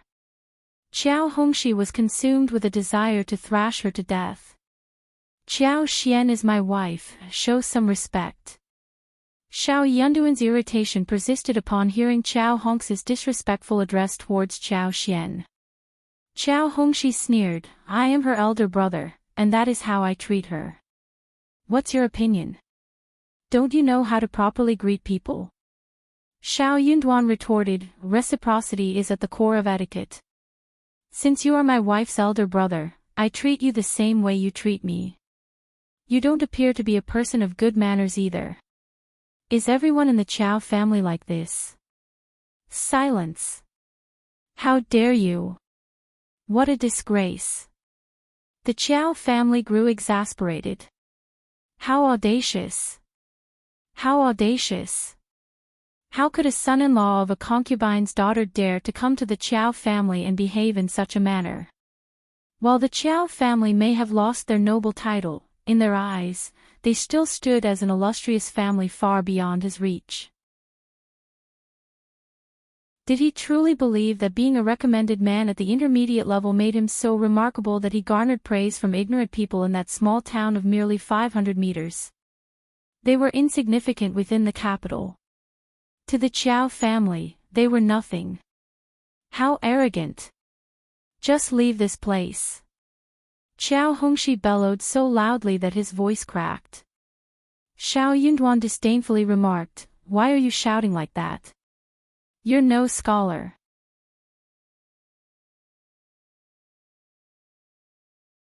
Chapter 938. So cute. Qiao Hongxi's eyes widened, rendered speechless.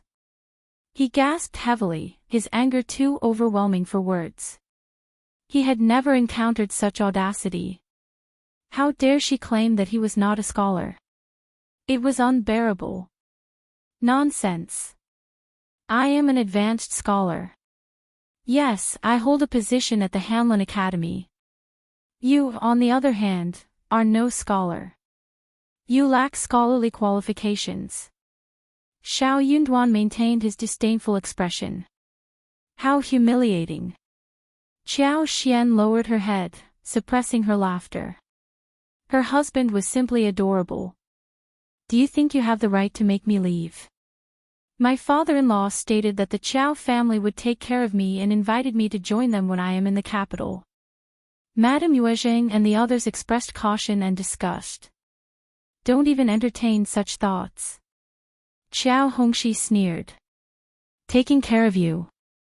You are not worthy. I highly doubt you'll ever attain the rank of an intermediate advanced scholar. Leave this place and spare yourself the embarrassment. Madame Yuezheng's face darkened. The Qiao family does not welcome individuals lacking manners. Do not tarnish the reputation of the Qiao family. Xiao Yunduan asserted, that is the nature of the Qiao family. I couldn't care less. Whether I achieve the status of an intermediate advanced scholar is none of your concern. You are not the examiner, thus you hold no authority. Qiao Hongxi trembled even more, angrily snapping at Qiao Xian. You wretched girl, why are you just standing there? Are you going to allow your husband to humiliate the Qiao family? Come here.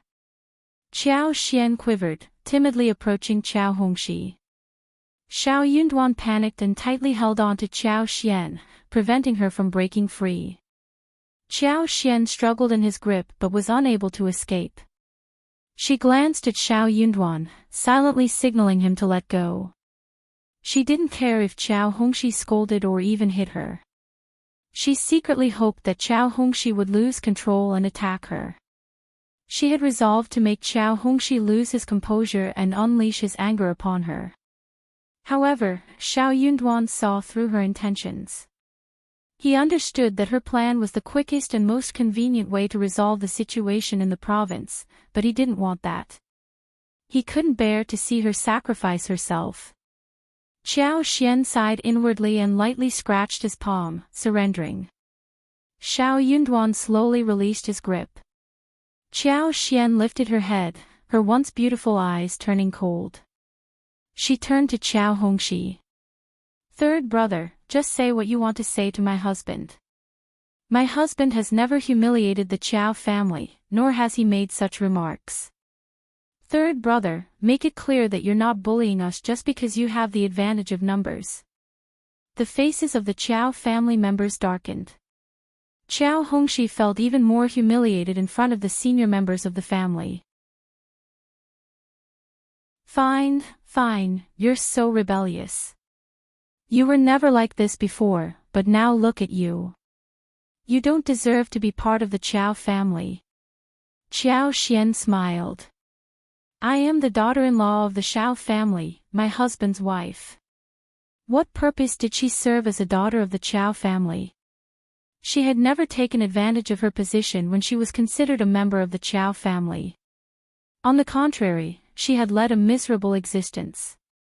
Hence, she didn't care. Qiao Hongxi was provoked by her nonchalant demeanor. He felt a sense of discomfort in his failure. You may be arrogant now, but when you face mistreatment in the future, you will have to beg us for help. At that time, you'll have to rely on us to defend you.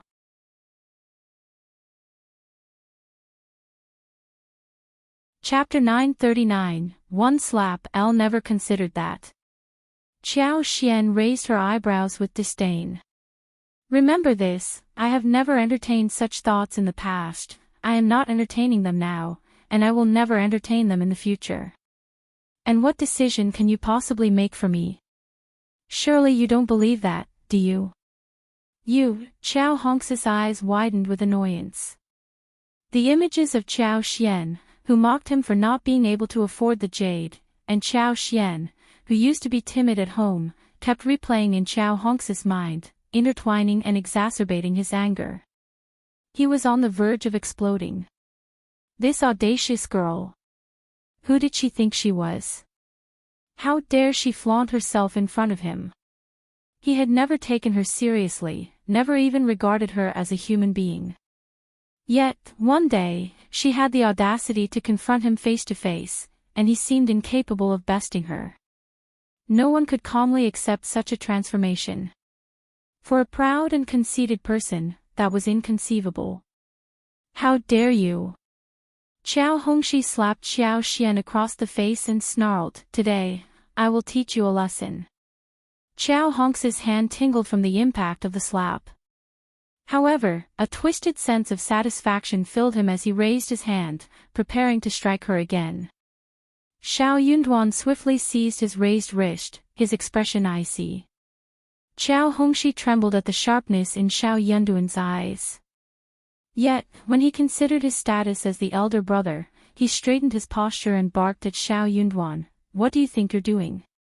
Let go of me. I am disciplining that wretched girl, you, ah. Xiao Yunduan delivered a forceful punch to Qiao Hongxi's stomach. Shame on you. Agonizing pain shot through Qiao Hongxi's body, causing his face to pale as beads of cold sweat formed on his forehead. He staggered backward, clutching his stomach, taking a long while to recover. Glaring at Xiao Yunduan with a mix of fear and shame, he uttered, How dare you strike me? I struck you, and if you dare lay a finger on my wife, I will strike you every time our paths cross. You're rebelling. Madame Yuejing shouted angrily, slamming her hand on the table. How dare you? Where do you think you come from? How dare you raise a hand against us in our own home? Kneel down and confess your sins. Every girl in the Qiao family knows the rules. You will never set foot in our door again. Madame Yuejing breathed heavily, her anger palpable. As a grandmother with many grandchildren, she had always treated Qiao Hongxi well. But witnessing her own lineal grandson being struck by the husband of a concubine's granddaughter ignited a fierce rage within her. It was a humiliation. First Madame Qiao and second Mrs. Qiao exchanged glances, their expressions filled with delight. They eagerly anticipated the clash between the lineal and concubines branches of the family. Didn't you hear what Madame Yuejing said? Kneel down and apologize. Show some manners. That's right, Qiao Xian, you are a daughter of the Qiao family. Don't you care about your own kin? How did third sister-in-law raise this concubine's daughter to be so arrogant? Exactly. Qiao Hongxi signaled for a maid to assist him in standing, and with one hand on his stomach, he retorted coldly, Don't misunderstand, second aunt-in-law. Some people are born with a lowly nature, and no amount of teaching can improve them. It has nothing to do with my mother.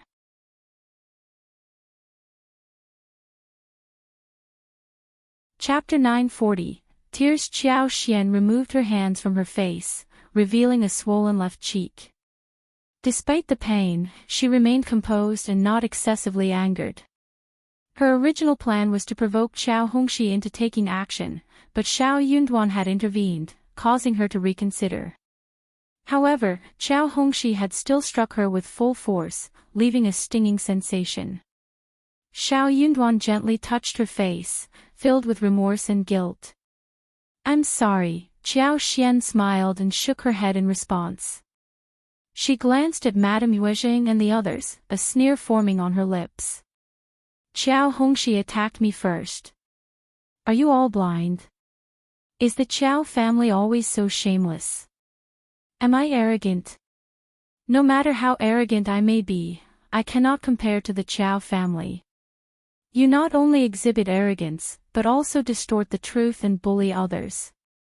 Madam Lady Qiao, is this how the Qiao family behaves? It's truly pitiful. No wonder you find yourselves in such dire straits. Silence.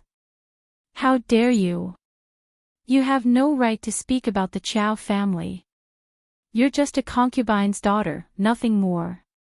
Madam Lady Qiao was so infuriated that she nearly lost control. If Qiao Xian had been married, she would have been slapped and banished from the premises to repent. Qiao Xian, if you refuse to kneel down and apologize, you will no longer be considered a part of the Qiao family. From this moment onward, you will be completely disowned. First Madame Qiao and second Mrs. Qiao breathed a sigh of relief. That would be perfect. What purpose did it serve to keep such a bothersome concubine's daughter around? It would be better to sever ties and avoid further trouble. Upon the return of third brother and his wife, Qiao Xian planned to reveal the incident to them, intending to humiliate the couple. They had been contemplating how to assert their dominance over the couple, eager to establish a position of advantage or superiority. However, that opportunity had already presented itself.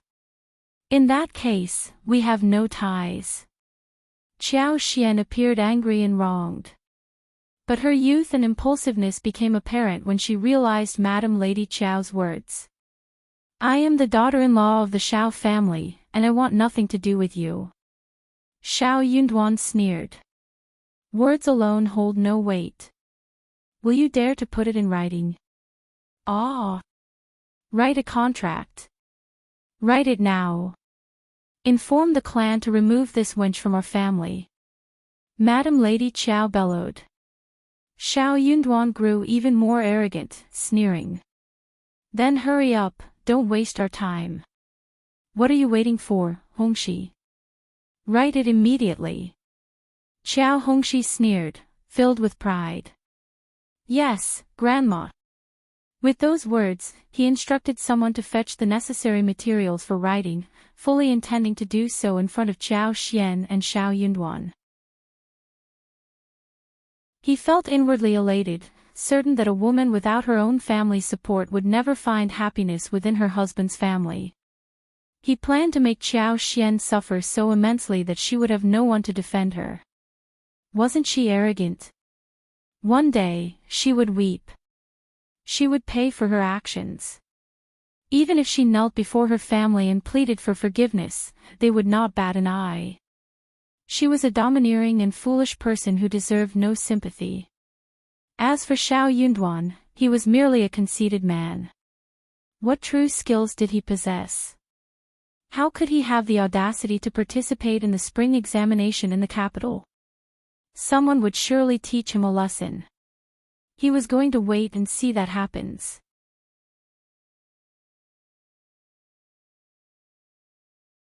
Chapter 941. Severance Letter. Observing Qiao Hongxi's hostile glare, Qiao Xian remained calm and composed, her heart filled with a cold detachment. It was understandable that Madame Lady Qiao and the others despised her. After all, they shared blood ties, albeit with a layer of separation between them. But Qiao Hongxi, as her biological brother, had not defended her when Madame Yuezheng declared their disassociation. Instead, he displayed a smug and proud expression. It appeared that he didn't consider her as family. Fine. Qiao Xian realized that she had no true familial connection with the Qiao family, which made things simpler. Soon, the letter of disassociation was written. Madame Yuezhing sneered. If you kneel and kowtow to me now, perhaps I might forgive you. Otherwise, you will never have the opportunity. You are no longer allowed to set foot in the Qiao family, and you must never utter a word about the Qiao family to anyone. If you cause any trouble, the Qiao family will not intervene. Qiao Hongxi seemed concerned that Qiao Xian and Xiao Yunduan might have regrets. Before they could respond to Madame Yuezhing, he handed them the letter. Take it and leave.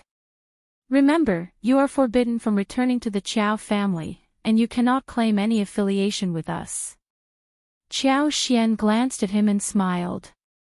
I cannot accept this letter of disassociation. What do you mean? Qiao Hongxi sneered. Regretting your decision. It's too late.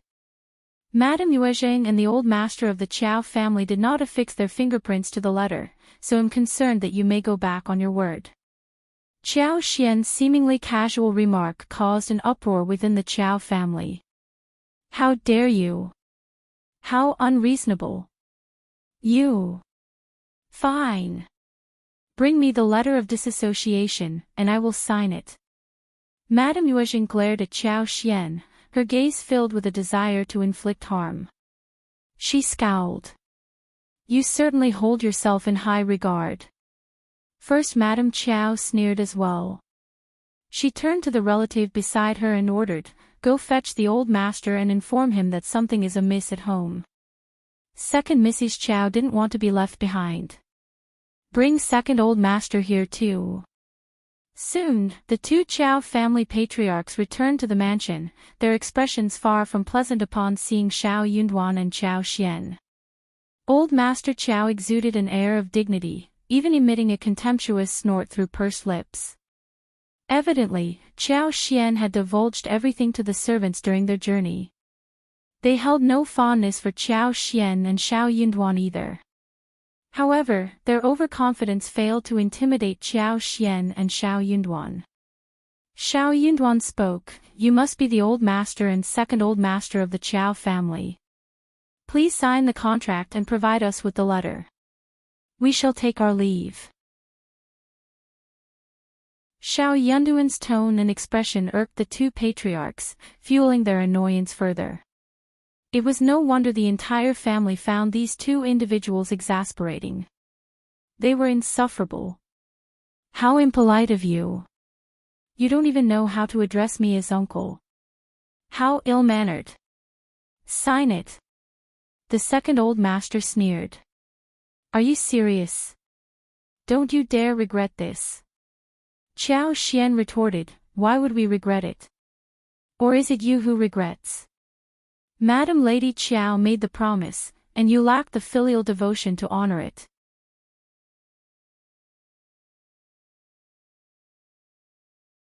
Chapter 942, Shows Absurd. The two Qiao family patriarchs grew infuriated by their impudence. Reluctantly, the brothers signed the contract and sneered. How did the Qiao family produce a daughter like you?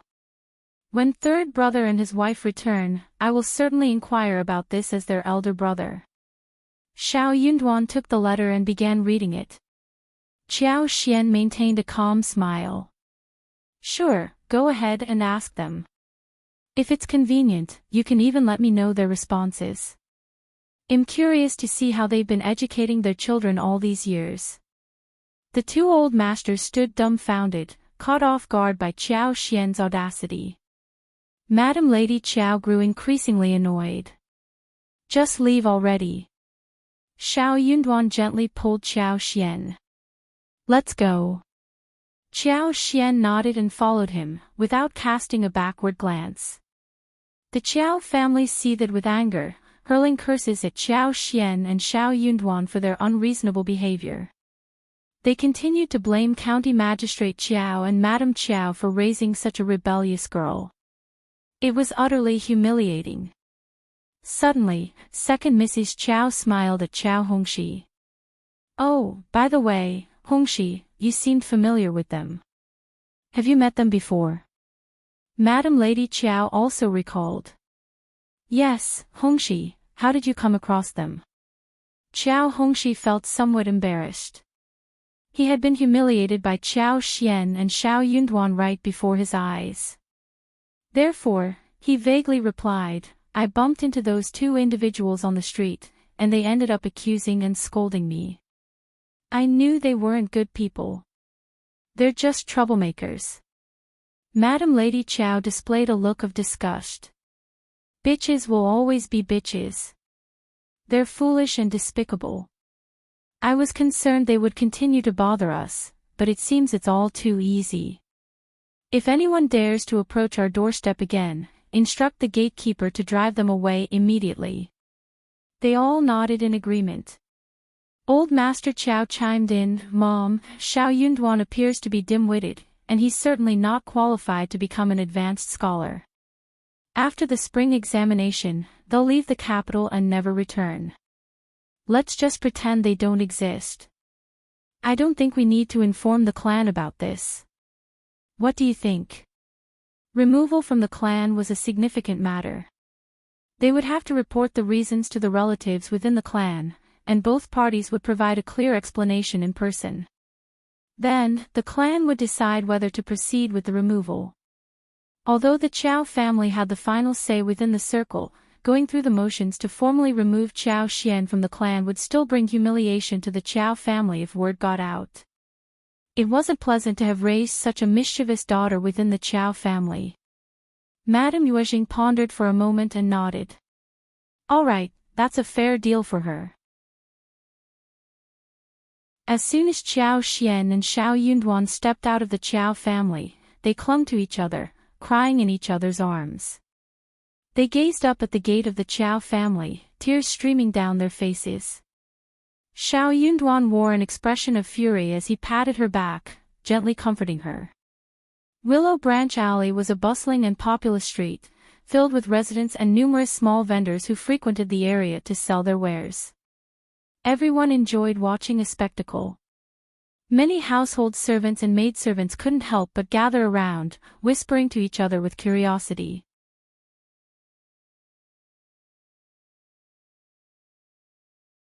Chapter 943, Bullying. Songshi wiped his tears and vented his frustration to the others. He accused the Qiao family of being snobbish and haughty. Their young Madame Qiao, being the daughter of a concubine, and their recommended man, hailing from the countryside, were not regarded highly by the Qiao family.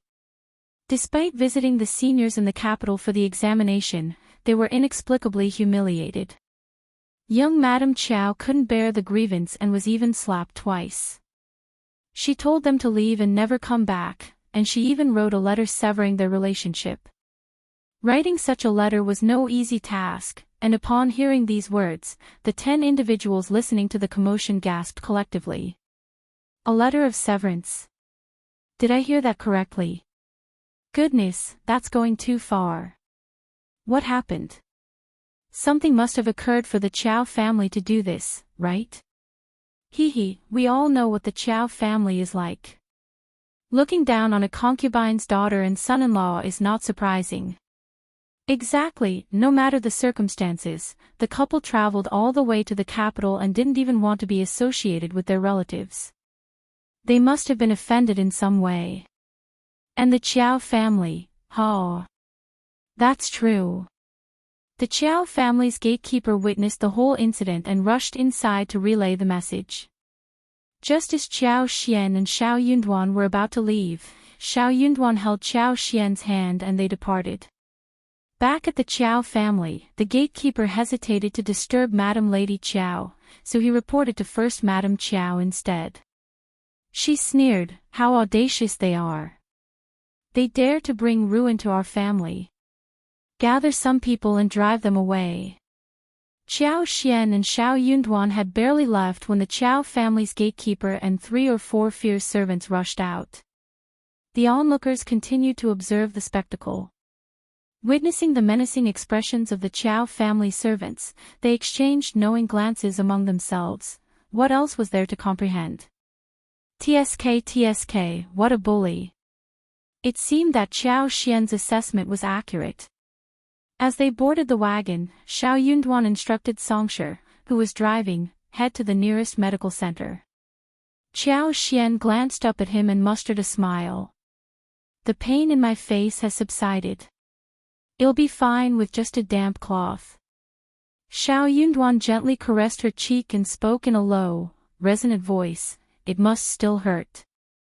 I never expected Hongxi to be so heartless. Qiao Xian was his sister, and he couldn't simply treat her with indifference. It wasn't necessary. Furthermore, Qiao Xian, as a married concubine's daughter, posed no threat to him. When he heard the sound of the slap, Xiao Yunduan's heart skipped a beat. He felt an intense urge to retaliate against Hongxi. He couldn't bear to see his beloved wife being subjected to such cruelty. His emotions oscillated between heartbreak, anger, and guilt. He berated himself for not being strong enough to confront these arrogant individuals. Yet, he took solace in the fact that they had made it this far and were poised to progress further. Qiao Xian smiled, tugging at Xiao Yunduan's sleeve as she spoke sweetly, "Don't worry like this. I truly don't feel much pain. Look at Qiao Hongxi's feeble hands, how strong could he possibly be? Moreover, we aren't at a disadvantage. See, we obtained the letter of severance, and we even staged a scene at the Qiao family's gate. In reality, compared to the letter, this slap means nothing. If it means severing ties with the Qiao family, I can endure even 10 slaps."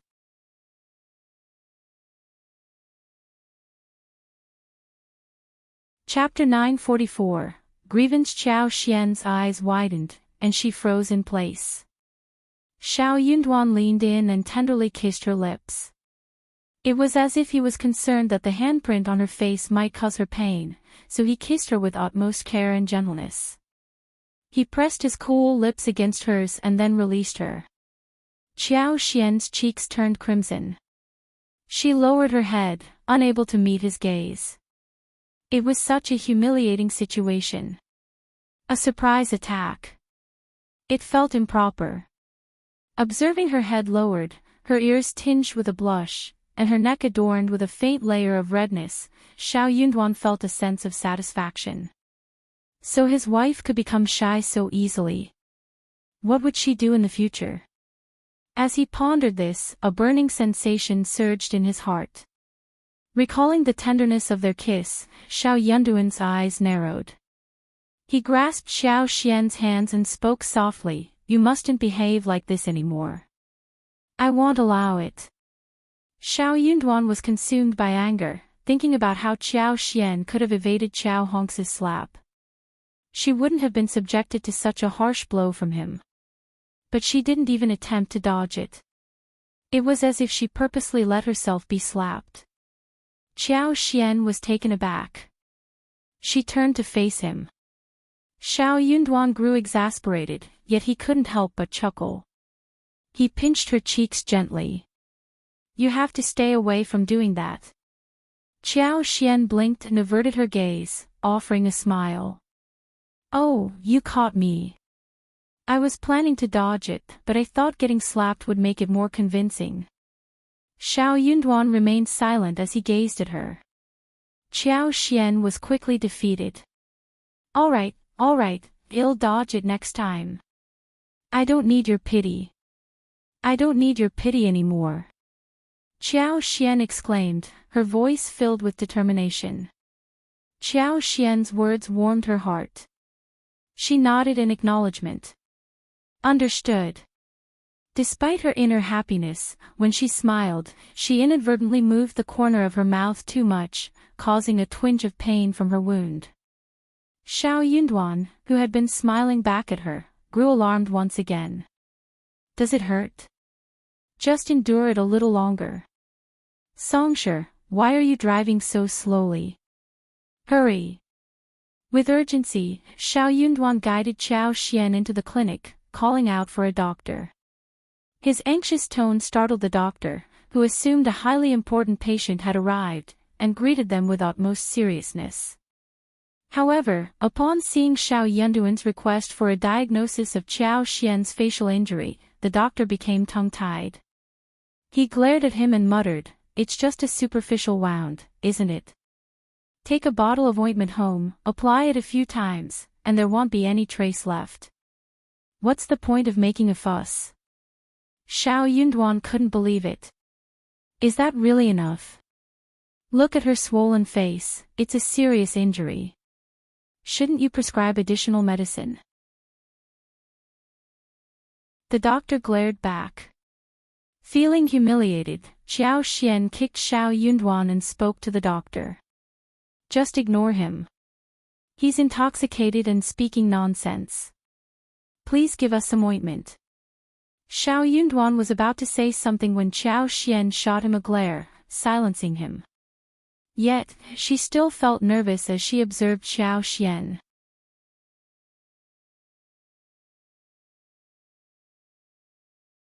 Chapter 945. Unexplainable. Qiao Xian took the ointment from the doctor and requested a basin of water to clean their faces before leaving.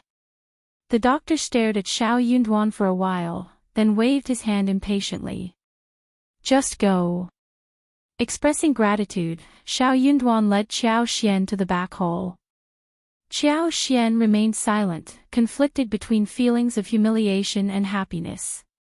Upon returning home, Xiao Yunduan instructed Songshi not to reveal his identity or show up in person. He even enlisted the help of some idlers to spread the news about what had transpired earlier that day. They didn't need to worry about the cost, the news would circulate within Liujiali, bringing benefits to Qiao Xian and Xiao Yunduan. Considering the Qiao family's lack of popularity in the capital and their avoidance of causing trouble, it was unlikely to draw much attention from the wider city. Xiao Yunduan and Qiao Xian weren't naive enough to spread the animosity between the Qiao family and the concubine's daughter throughout the entire capital. However, they could ensure it circulated within Liujiali. That would be sufficient. If a similar incident occurred in the future, the Qiao family would find themselves at a disadvantage. Soon enough, the news began to spread throughout Liujiali. The Qiao family is so heartless. Absolutely. Even if she's a concubine's daughter, she's still part of the family. And she's already married, yet they show no mercy. Poor girl, her face is swollen and she's in tears. It's just a few pennies, and the Qiao family can't even afford that. How stingy. I heard the concubine's son-in-law is a recommended scholar, and if he becomes an advanced scholar, the Qiao family will look so foolish, hee. Exactly, we can't let them off the hook just like that. The Qiao family became increasingly frustrated upon hearing the gossip. They're just spreading baseless rumors. What do they know? They're just indulging in idle chatter. Madam Lady Qiao's appetite was greatly affected by her annoyance. The infuriating part was not that the Qiao family was accused of mistreating them, it was that the accusations were entirely unfounded. She felt deeply humiliated by the false accusations. The outsiders had no idea how insufferable Qiao Xian and Xiao Yunduan truly were, far more arrogant than anyone could imagine. The Qiao family, unwilling to be deceived, attempted to fight back. However, to their surprise, no one believed their side of the story.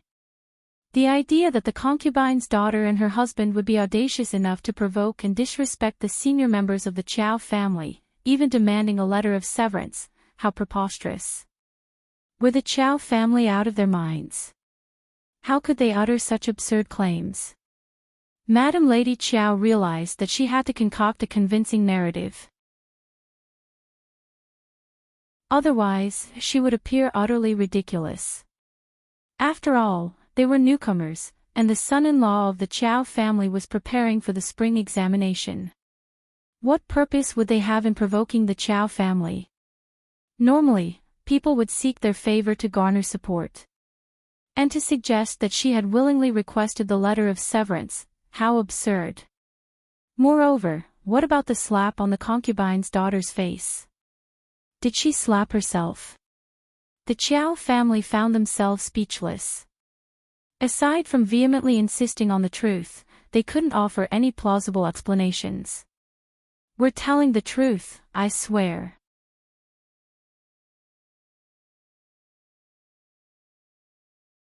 Chapter 946, Unreasonable that would make them have even less reputation. The Qiao family got increasingly annoyed. But no matter what she said, they could not defend themselves. Madam Lady Qiao got so annoyed that she could not eat. So with the two daughter-in-law's instigation, County Magistrate Qiao and Madam Qiao were cursed at full blast. They were considered as so unreliable that Qiao Xian turned out to be such a rebellious person who set up the whole family. Even Qiao Hongxi, as their son, was implicated. Madam Lady Qiao did not even want to speak with him for a few days. The first section of the family and the second section of the family were even more displeased. Qiao Hongxi felt both angry and humiliated. But he did not blame Madam Lady Qiao, the first section of the family or the second section of the family, but Qiao Xian and Xiao Yunduan. It was all their fault. She had nothing to do with her family anymore, but she still caused them so much trouble. How horrible! But he had no idea where the couple lived, and he could not do anything about it. He had to keep it himself. On the contrary, Qiao Xian and Xiao Yunduan had been paying attention to what was going on at Liuji Alley. Hearing that the Qiao family made a mistake, Qiao Xian laughed. That was interesting. Well, when her father and lineal mother returned to the capital, things would get even more interesting. As the spring examination approached, the imperial examination candidates from the intermediate examination were all here, and there were many gatherings taking place everywhere. The impetuous and anxious atmosphere spread around all the time. Xiao Yunduan, Lu Min, and Gu Zhiyou did not like this. In order not to get involved, they did not attend many gatherings. But they were also going somewhere they picked. For example, the grand gathering at Pear Garden in the north of the city was going to be attended by the three of them. They had thought that it was a very high-profile gathering that involved the essence of knowledge, but the topic went to a different direction. Xiao Yunduan got tired of hearing that. He got up and went away alone. The scenery here was very good. A large patch of Pear Garden was in full bloom, and the wind blew past the white petals and snow. It was very beautiful under the sun. Xiao Yunduan was thinking about taking his wife to have a look around the next day, because the flowers would have withered if they were a few days late. As they ventured beyond the Pear Garden, they arrived at a serene lakeside adorned with flourishing reeds and encircled by graceful water birds. The tranquil reflection of the sky and clouds instilled a sense of relaxation. While strolling along, Xiao Yunduan's attention was abruptly captured by a silver-blue brocade handkerchief resting on a low bush. The exquisite embroidery and fine texture suggested that it was no ordinary accessory for a common girl. Xiao Yunduan found himself in a dilemma. The area was bustling with people today, many of whom were leisurely enjoying the Pear Garden's picturesque scenery. The conspicuousness of the handkerchief raised concerns. What if it fell into the hands of an ill-mannered individual, potentially causing trouble? He pondered the possibility of retrieving it and disposing of it discreetly later, thus preventing any innocent girl from suffering harm. However, an inherent reluctance prevented Xiao Yunduan from directly involving himself in such affairs. He hesitated, standing still as he contemplated his next move. In the midst of his deliberations, two young and handsome men, one appearing to be the master and the other his servant, rushed towards him, seemingly in search of something. Xiao Yunduan's heart skipped a beat. Swiftly, he bent down and concealed the handkerchief within his sleeves before approaching the couple. With curiosity and concern evident in his voice, he inquired, "What is it that you're searching for?"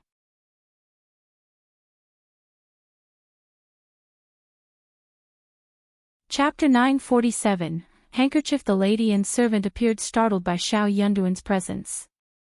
The servant instinctively shielded his mistress and cast a menacing glare in his direction. Xiao Yunduan, taken aback, quickly comprehended the situation.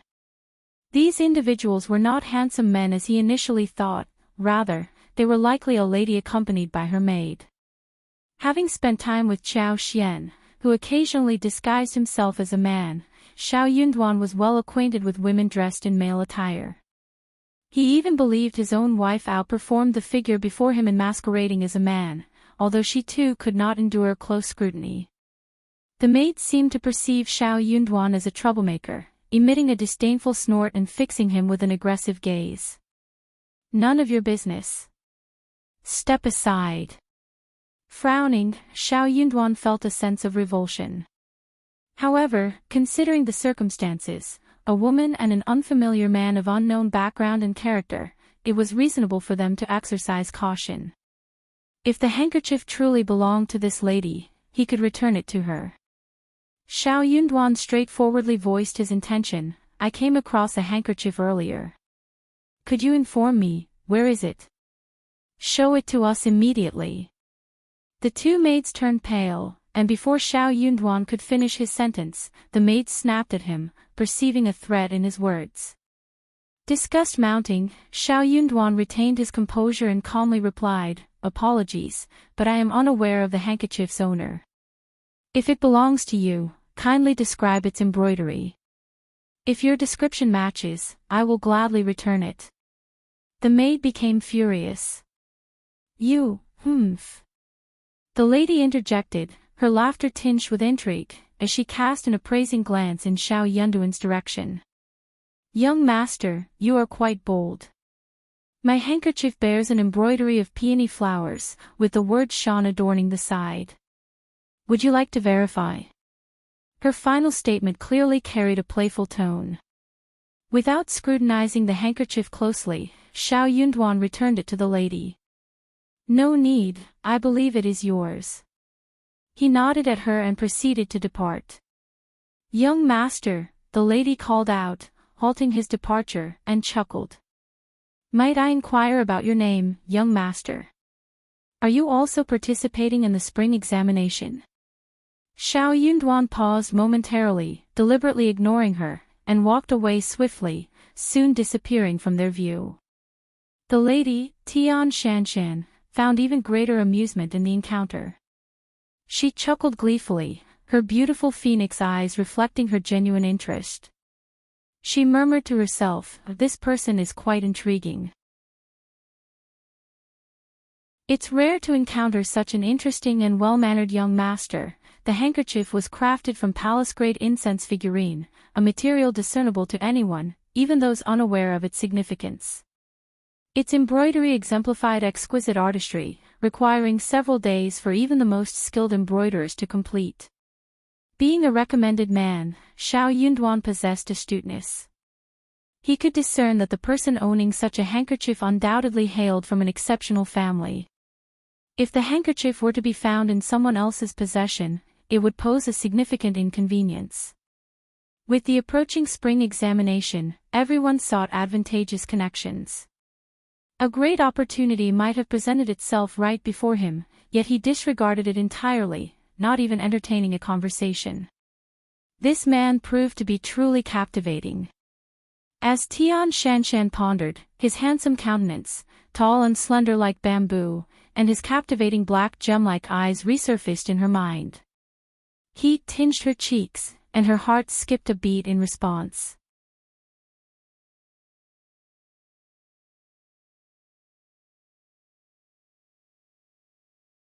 He declared that he would orchestrate a grand wedding for the newlyweds, allowing Officer Tian to bestow his daughter in a magnificent manner. Officer Tian was overjoyed. Truthfully, he was not overly concerned. He understood his daughter's prideful nature, as she regarded all noble families, princes, kings, and young masters of the capital with disdain. He had no knowledge of the identity of the imperial examination candidate, but he was confident that his daughter's choice would be to his liking. They lacked neither power nor status, what they needed were individuals of exceptional talent. He couldn't wait to welcome such a son-in-law into the family. Given Tian Shanshan's status as the revered daughter of heaven, news of the affair quickly spread throughout the capital. After all, the 8 trigrams of the top noble families held immense fascination for everyone. Qiao Xian and the other recommended men were well aware of the situation. The candidates grew increasingly restless, all attempting to discern who the fortunate individual might be. Being the Minister of Personnel's lineal daughter and having connections with noble consort Mei and the 4th prince, marrying Tian Shanshan would undoubtedly lead to a prosperous future.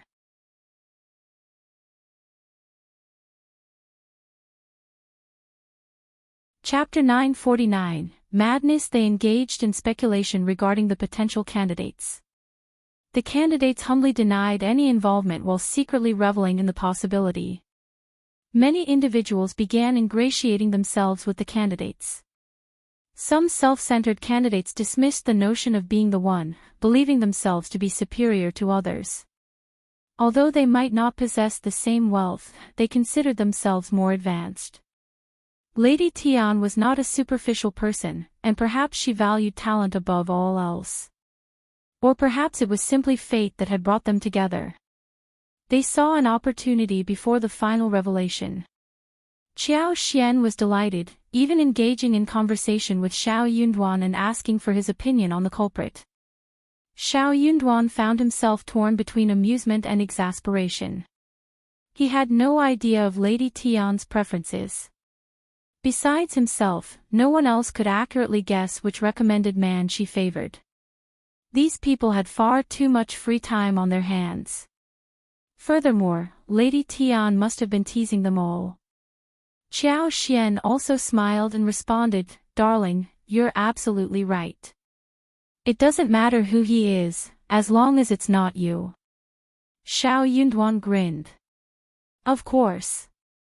Being already married, he knew he wasn't in the running. Little did they know that Tian Shanshan possessed such unwavering confidence that she could speak her mind freely when she found someone interesting. She had never considered anything beyond that, nor did she care. The scholars, advanced scholars, and young scholars from the Hanlin Academy were all envious of Tian Shanshan's privileged position as the Minister of Personnel's daughter. They couldn't help but wonder why such a fortuitous event didn't happen during their own spring examinations. It would have been marvelous.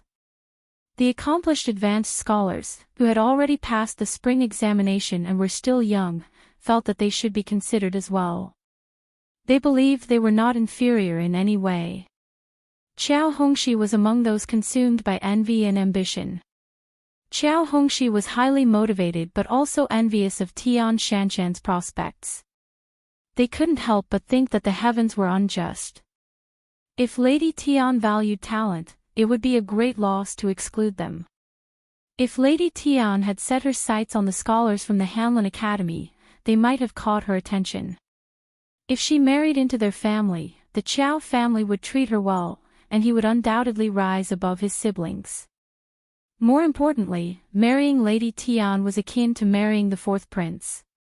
If the 4th prince or concubine Mei spoke highly of him to the emperor, the earl's title could be restored. At that point, he would bask in glory. The more Qiao Hongxi dwelled on these thoughts, the more he convinced himself that he could be the fortunate one. However, he wasn't willing to give up.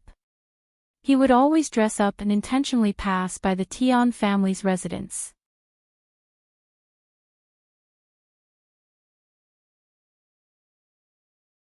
Chapter 950, 1 in a million. They would pretend to pass by or go shopping, hoping to coincidentally encounter the lady of the Tian family. What if Lady Tian was still available, and he still had a chance? However, Qiao Hongxi became increasingly annoyed as she noticed many people aimlessly loitering around the Tian family's residence. She recognized some of them. It was exasperating. They acted as if they didn't know each other. Noble families, princes, kings, and even monarchs laughed at them behind their backs, mocking their attempts to reach beyond their station and surpass their own worth. They went to great lengths to make it happen. How humiliating! Elder Miss, with her proud nature, would never fall for their schemes. Soon, the time for the spring examination arrived. The sky was clear, without a cloud for miles. The sun shone brightly, and a gentle breeze blew, refreshing without causing heat. It was the perfect time. In the middle of the night, Qiao Xian, Li Xia, and Li Qiao stood outside the courtyard, watching as Xiao Yunduan boarded the wagon. As the wagon driven by Songshi departed, it soon disappeared around the corner of the alley. Qiao Xian wasn't particularly superstitious, but in this moment, she clasped her hands together and began to pray. Amitabha. Xiao Yunduan had become a disciple of a master and had acquired valuable professional books and records from the Xia family for reference. He was already exceptionally talented. However, at this moment, Qiao Xian, who had always been confident in him, began to doubt herself. After all, this was the spring examination. It was much more challenging than the college entrance examination. 1 in a million. Even if he was 1 in a million, success depended on luck. Young madam, our fifth master is incredibly capable. He will definitely make it. Yes, our fifth master is the provincial champion. Li Xia and Li Qiao tried to console Qiao Xian. Qiao Xian smiled. Though they were just words, they were comforting. She felt a bit relieved. All right, let's go home and wait for the good news. Her husband was the provincial champion and exceptionally talented. He had been fortunate to become a disciple of the Xia family and meet Xie Jingrong. His good fortune would continue. 9 days passed quickly as they awaited the intermediate results. When Xiao Yunduan returned home, Qiao Xian couldn't sit still during the journey. She was too nervous to ask him anything. On the other hand, Xiao Yunduan appeared calm. Despite looking tired, he took Qiao Xian's hands and smiled gently at her. Darling, I should have done well.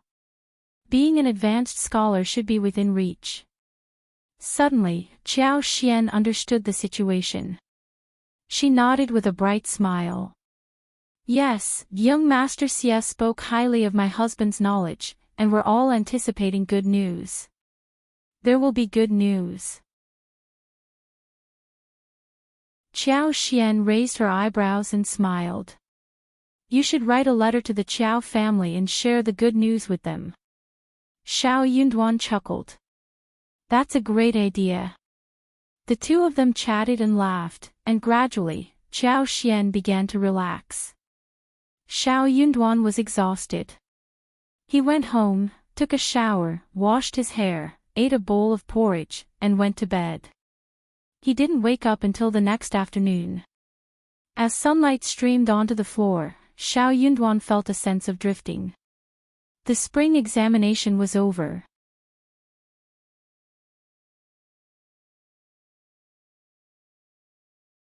Chapter 951, Self-Awareness. In the evening, Qiao Xian prepared a nourishing feast for Xiao Yunduan. She stewed black chicken soup with red dates, white fruits, lotus seeds, and gastrodia alata, made a beef wild mushroom griddle, steamed river eels, and braised pork. They also opened a small jar of strong and fragrant double-ninth liquor to celebrate and replenish his body. Even the most accomplished individuals would feel nervous and anxious in such a high-pressure test environment. After enduring the ordeal, everyone felt exhausted and drained. They needed some replenishment.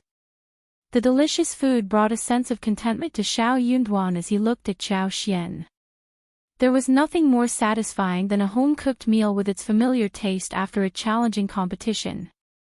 Gathered together as a family, with warm lighting, even the idle chatter became a source of great satisfaction in the world. The next day, Lu Min and Gu Zhio came to visit together. Although they had rested for a day, they still appeared weary. Their faces showed signs of fatigue, with dark circles under their eyes from lack of rest. The couple greeted Qiao Xian with a smile, addressing her as Mrs. Qiao. Qiao Xian sensed their anxiety, as if they lacked confidence in their performance on the examination. She didn't dwell on it and invited them to stay for lunch, hoping they could sit down and chat with Xiao Yunduan. She went to make the necessary preparations.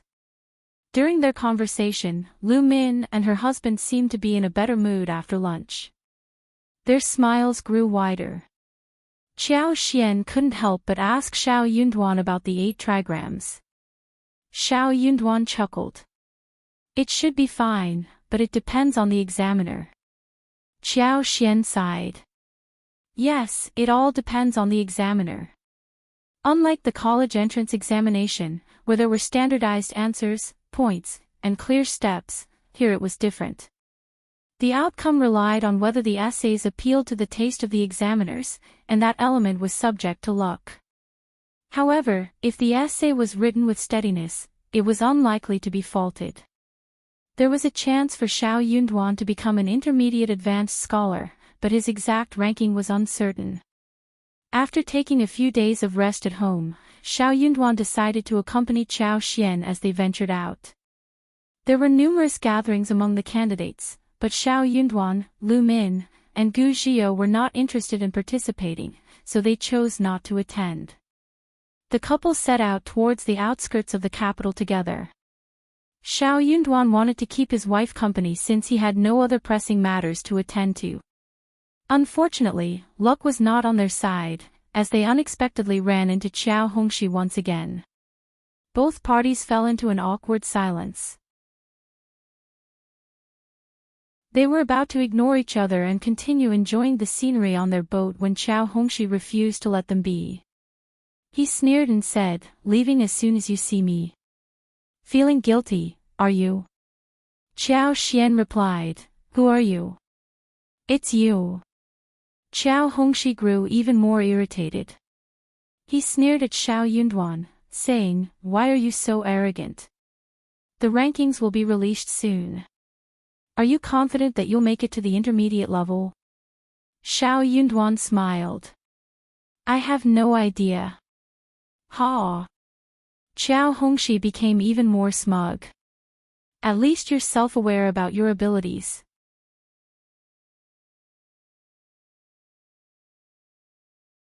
Chapter 952, Bet with Qiao Hongxi. Qiao Xian chuckled. Before the rankings are released, no one can say that they have become intermediate. Or did you dare to? So my husband is telling the truth. He knows nothing about himself. Qiao Hongxi sneered. You know what you are capable of, right? Qiao Xian said, "Of course." Qiao Hongxi. How annoying. Qiao Xian chuckled. Young Master Qiao, what about making a bet? Qiao Hongxi sneered. A bet? Yeah. Qiao Xian threw a look at Xiao Yunduan and saw that Xiao Yunduan had no intention of stopping her. She continued with a smile. If my husband fails the spring examination, we will pay you 1,000 liang, and if my husband makes it, you will pay us 1,000 liang. Do you dare? Would they dare to do so? Hearing this, Qiao Hongxi could not help but feel angry. This lowly concubine's daughter. She used to be a timid daughter of a concubine who did not even dare to breathe loudly in front of him, but now she was provoking him. Do you dare? He could not stand that anymore. How could he not dare to? Qiao Hongxi sneered. Okay, since you are so eager to give me money, I will fulfill your wish. Why not? I want to raise the bet. If I win, you will kowtow to me 3 times, and if I lose, the same goes for me. Do you dare? Qiao Hongxi felt slightly better when he returned the words to Qiao Xian. Qiao Xian smiled at Xiao Yunduan. What do you think, darling? Xiao Yunduan smiled. Any way you want, darling. Qiao Hongxi thought that they were just putting on a show. He sneered and sneered. Okay, let's play with him. We don't care about 1,000 liang, we can just use this for fun. Xiao Yunduan laughed. True, darling. Qiao Hongxi glared. Thinking of the embarrassing situation back at the store, he felt even worse. These two people were so arrogant. 1,000 liang. Ha! They might not even have 100 liang with them. Qiao Hongxi was worried that they would change their mind. Write it in a black and white paper, and we will make it a contract. That is what I agree with totally. So they found a nearby store and borrowed some ink, paper and inkstone, and wrote down 2 portions of the bet on the spot, signed, and took 1 portion each. Qiao Hongxi sneered. Don't forget to get the money ready. I won't go easy on you. Qiao Xian smiled. Same to you. 1,000 liang, I wonder if you can afford that. Qiao Hongxi glared at her and said, that is none of your business. Then he left. He did not need 1,000 liang, because he was not going to lose. Qiao Hongxi soon got rid of the anxiety in his heart. He was not going to lose. Qiao Xian put away the bet and smiled at Xiao Yunduan. Darling, we are so lucky today. Someone offered 1,000 liang and 3 kowtows. Xiao Yunduan added. Darling, are you so sure that I can make it to intermediate? Qiao Xian said, of course, I trust my husband. For some reason, she seemed to have regained her confidence after being stimulated by Qiao Hongxi. Her husband had never disappointed her. Xiao Yunduan felt his heart warmed. He smiled.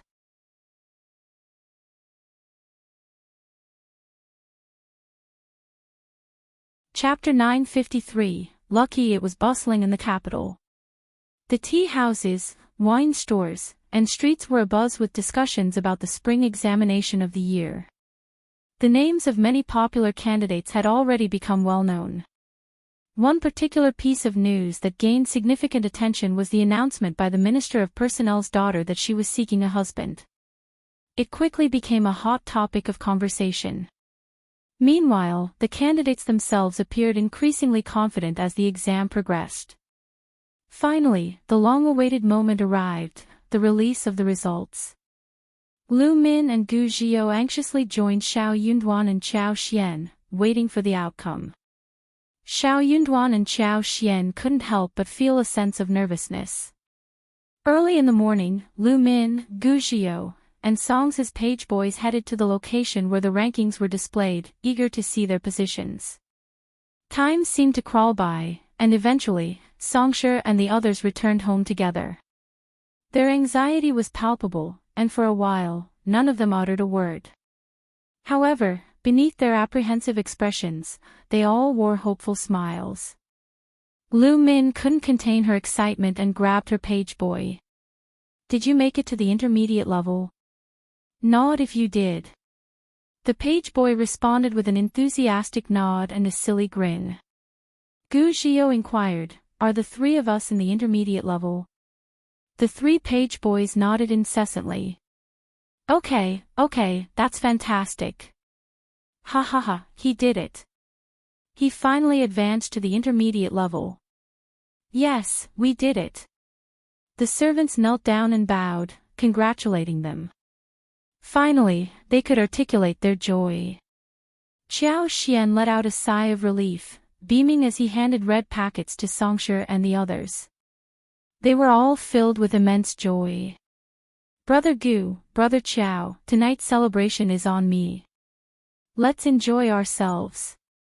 Lu Min exclaimed. That's fantastic, ah. Gu Zhio responded, sharing in the excitement. They laughed heartily, their spirits soaring, before entering the room and taking their seats. They invited Songshi and the other 2 to join them, eager to hear about the rankings and the atmosphere of the examination hall. Lu Min had obtained the lowest rank among them, but it didn't dampen his spirits. He remained elated. Becoming intermediate was already a remarkable achievement in itself. Out of the 3,000 participants, only 180 would secure a place in the intermediate level, and even ranking among the bottom 180 was considered a rare accomplishment. Gu Zhio and Xiao Yunduan had achieved positions in the middle range. Gu Zhio felt fortunate to have attained a decent rank, bringing him great happiness. However, Xiao Yunduan's ranking surprised them both. The more they discussed Xiao Yunduan's performance, the more they realized the disparity between them. They had previously regarded Xiao Yunduan as a good friend, but now their admiration for him grew. His knowledge far surpassed theirs. Both Gu Qiao and Lu Min pondered over what they should say to Xiao Yunduan. They felt a mix of awe and concern. Xiao Yunduan himself had confidence in his abilities, believing that he would reach a high rank within the intermediate level, despite being in the middle range. They exchanged glances, feeling slightly awkward. They were unsure whether they should praise Xiao Yunduan or offer consolation. In the end, Gu Qiao smiled warmly. Remember, the imperial examination is yet to come, Brother Xiao. Give it your all. We're eagerly waiting to witness your exceptional talent. Yes, indeed. Brother Xiao, it seems you've been concealing your true abilities. Don't be too modest during the imperial examination. Lu Min added enthusiastically. Xiao Yunduan chuckled in response. You're too kind with your words. Deep down, he knew that Master Yun had advised him against taking unnecessary risks during the imperial examination.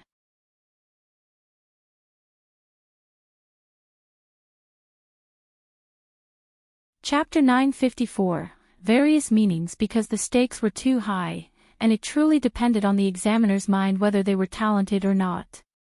Only the standard ones, with one or two slightly outstanding highlights, and most importantly, the examiner could not find any mistakes, so they could be stable. He was going to put on a good show during the imperial examination. Xiao Yunduan agreed deeply and bore that in mind. More importantly, after Master Yun's teachings and his own hard work, as well as the precious materials he got from the Xie family, he had made great progress. He was totally capable of making this examination work with an easy base, and he could make whatever articles he wanted. After the gathering, it was already afternoon when they saw off Lu Min and Gu Qiao. Qiao Xian and Xiao Yunduan exchanged a look at each other and smiled. They were both smiling brightly under the bright sun. Darling, I have really become an advanced scholar. Xiao Yunduan took hold of Qiao Xian and put his hands on her shoulders, as his eyes sparkled. I will keep my promise, just wait and see. Qiao Xian's lips were raised, as she smiled brightly. She was in high spirits. She opened her mouth and wanted to say something, but did not know what to say. In the end, she nodded at him with a smile. Xiao Yunduan chuckled and took her into his arms. He was still feeling emotional inwardly. He had made it. He had lived up to her parents, family and ancestors' wishes, and his years of hard work had been justified. He did not care what position he was going to get. He believed that his wife would know that he only had her in his heart after he became an officer, and that he would not change his mind. It was time for them to become a real couple. She should not turn him down again, right? Xiao Yunduan felt so proud when he saw the beautiful woman in his arms and the name on the list. He was the luckiest man in the whole world. It was a day filled with heightened emotions. Laughter, tears, and even madness could be witnessed throughout the capital as news of the intermediate ranking spread like wildfire. That night, families experienced contrasting emotions. Some reveled in joy and confidence, dreaming of achieving even greater success in the upcoming imperial examination. Others, with tears staining their faces, sighed and found it difficult to sleep. The shame of their performance lingered, and they could no longer face their fellow competitors. They awaited the day they could return to their hometowns, hoping to gather the strength to fight again in 3 years, or else abandon their pursuits. Such was the cruelty experienced when thousands of soldiers and horses crossed a narrow bridge. The imperial examination was scheduled to take place 3 days after the release of the rankings.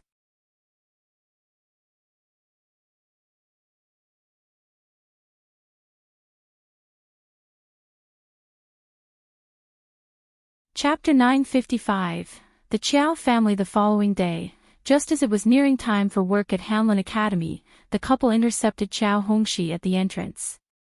Qiao Hongxi appeared visibly annoyed, and the entire Qiao family seemed to be in a state of boredom.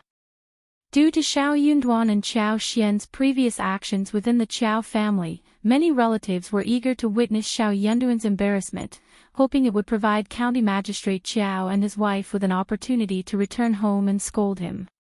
Consequently, numerous members of the Qiao family awaited the examination results with skepticism.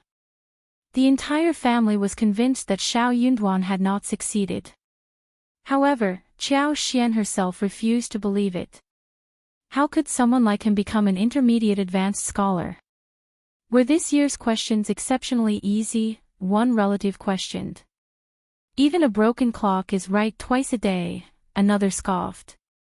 What a ridiculous notion. How could someone like him possibly reach the intermediate level? I doubt it. He lacks manners, ethics, and morality. He is not worthy of any recognition. The elders of the Qiao family felt a bitter sense of resentment and annoyance. Nevertheless, they could only vent their frustrations verbally. Regardless of their boldness, they would never dare to report the matter. To question the fairness of the imperial court was no trifling matter, and causing trouble could lead to their own ruin. In the end, they consoled themselves with a thought. He is fortunate not to have become an official. If he were to achieve that position, he would meet an untimely demise without ever realizing how it happened. Besides, we severed the engagement with him long ago. In private, second Mrs. Qiao and third Mrs. Qiao were particularly vexed. Why were both branches of the family facing such misfortune? The Qiao family's meager wealth had been completely consumed by the third branch. To make matters worse, both the father and son of the third branch had achieved the title of advanced scholar. Even the daughter of a concubine and her son-in-law, who hailed from such a humble place, had managed to reach advanced scholar status. When did becoming an advanced scholar become so effortless, almost akin to reaching the intermediate level? Qiao Hongxi was seething with annoyance. He had always held a sense of pride, firmly believing that he was a true genius. From being a child student to a cultivated talent, a recommended man, and ultimately an advanced scholar, he had surpassed even his father. He considered himself exceptional and took great pride in his accomplishments. But Xiao Yunduan's seemingly effortless achievement was a complete humiliation for him. Just as Qiao Hongxi stepped out of Hanlin Academy, he was intercepted by Songshi. Young Master Qiao, Fifth Master and young Madam request a meeting with you. Qiao Hongxi recognized Songshi and sneered. Xiao Yunduan may be an advanced scholar, but so am I. Let him know that it's far too early for him to show off in front of me. Advanced scholars with influential backgrounds are in an entirely different league. I have no interest in seeing them. Tell them to get lost. Qiao Hongxi felt a surge of satisfaction. Xiao Yunduan might have achieved the title of advanced scholar, but he had no means of making his way through. Perhaps he was feeling anxious and expected Qiao Hongxi to help him secure a favorable position. Dream on. Undeterred, Songshi maintained a composed smile. Young Master Qiao, I'm not sure I understand what you're referring to. I simply want to remind you that you made a bet with Fifth Master and young Madam. They are curious as to when you plan on fulfilling your obligations, including offering the appropriate apology and performing the kowtow. Qiao Hongxi's face abruptly changed, startled by the reminder. He had completely forgotten about it. Well, not entirely forgotten. He had sensed a nagging feeling that he had neglected something important, but the specifics eluded him. His words served as a sudden awakening.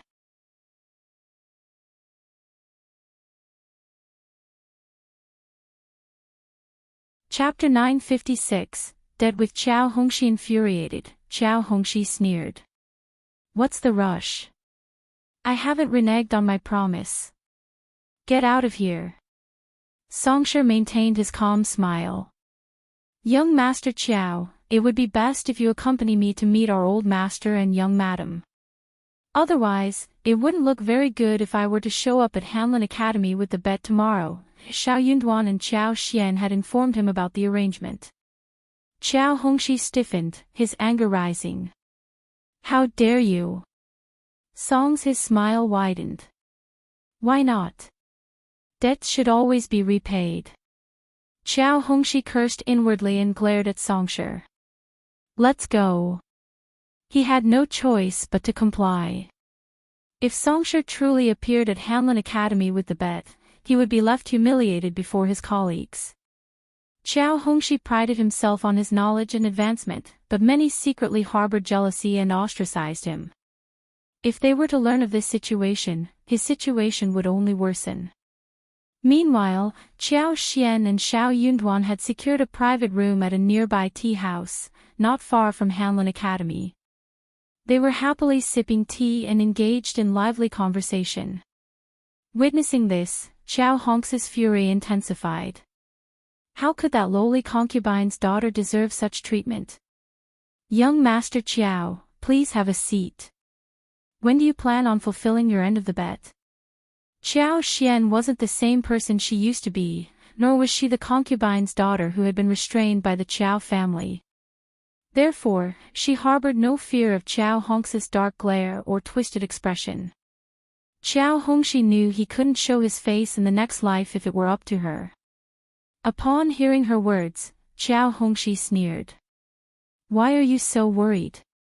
Haven't you seen money before? Qiao Xian maintained her smile. Yes, I have seen money before, but the money won from the bet holds a different significance. It is clearly stated in black and white, young Master Qiao. Just say the word, or else we'll have to go to Hanlin Academy to collect it ourselves. You. Qiao Hongxi's expression darkened. Where was he going to find 1,000 liang? His monthly salary at Hanlin Academy was a mere 10 liang, and he had no means of earning extra income. 5 liang had to be paid to the intermediate every month, leaving him with only 5 liang. He had to save for a long time to afford good pens, ink, paper, inkstones, folding fans, jade pendants, sachets, hairpins, belts, and other miscellaneous items. It was only through his parents' occasional financial support that he could indulge in these exquisite and beautiful things. Every time he received money, he would prioritize buying these beautiful items. Additionally, he often had to attend various social events, leaving him with no money to spare. Moreover, how dare a lowly concubine's daughter threaten him? He had no intention of giving them any money. Why, that was merely a joke, and you took it seriously. Don't forget that I am your elder brother by blood. Our parents will be returning soon, and you should think about how to explain this to them. Qiao Hongxi snorted. There were no outsiders present, and he was merely being shameless. Qiao Xian found it inconvenient that there were no cell phones in this era to record such situations. People like him should be recorded for all to see. She wanted to reveal his true nature to the world. Xiao Yunduan spoke calmly, Officer Qiao and Madam Qiao can go to the capital, but that has nothing to do with us. You wrote the letter yourself, and the senior members of the Qiao family have signed it. You cannot simply back out now. Qiao Xian's smile persisted. What about you? Do you want us to return the money to you at Hanlin Academy, or to the Qiao family? Or perhaps you would like to report us to the governmental office? If you find any errors, ads pop up, ads redirect, broken links, non-standard content, etc., please let us know to report so we can fix it as soon as possible.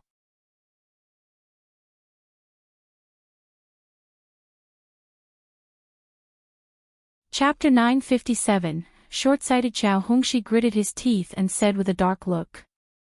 Xiao Yunduan, you are an advanced scholar now, and Qiao Xian is part of the Qiao family.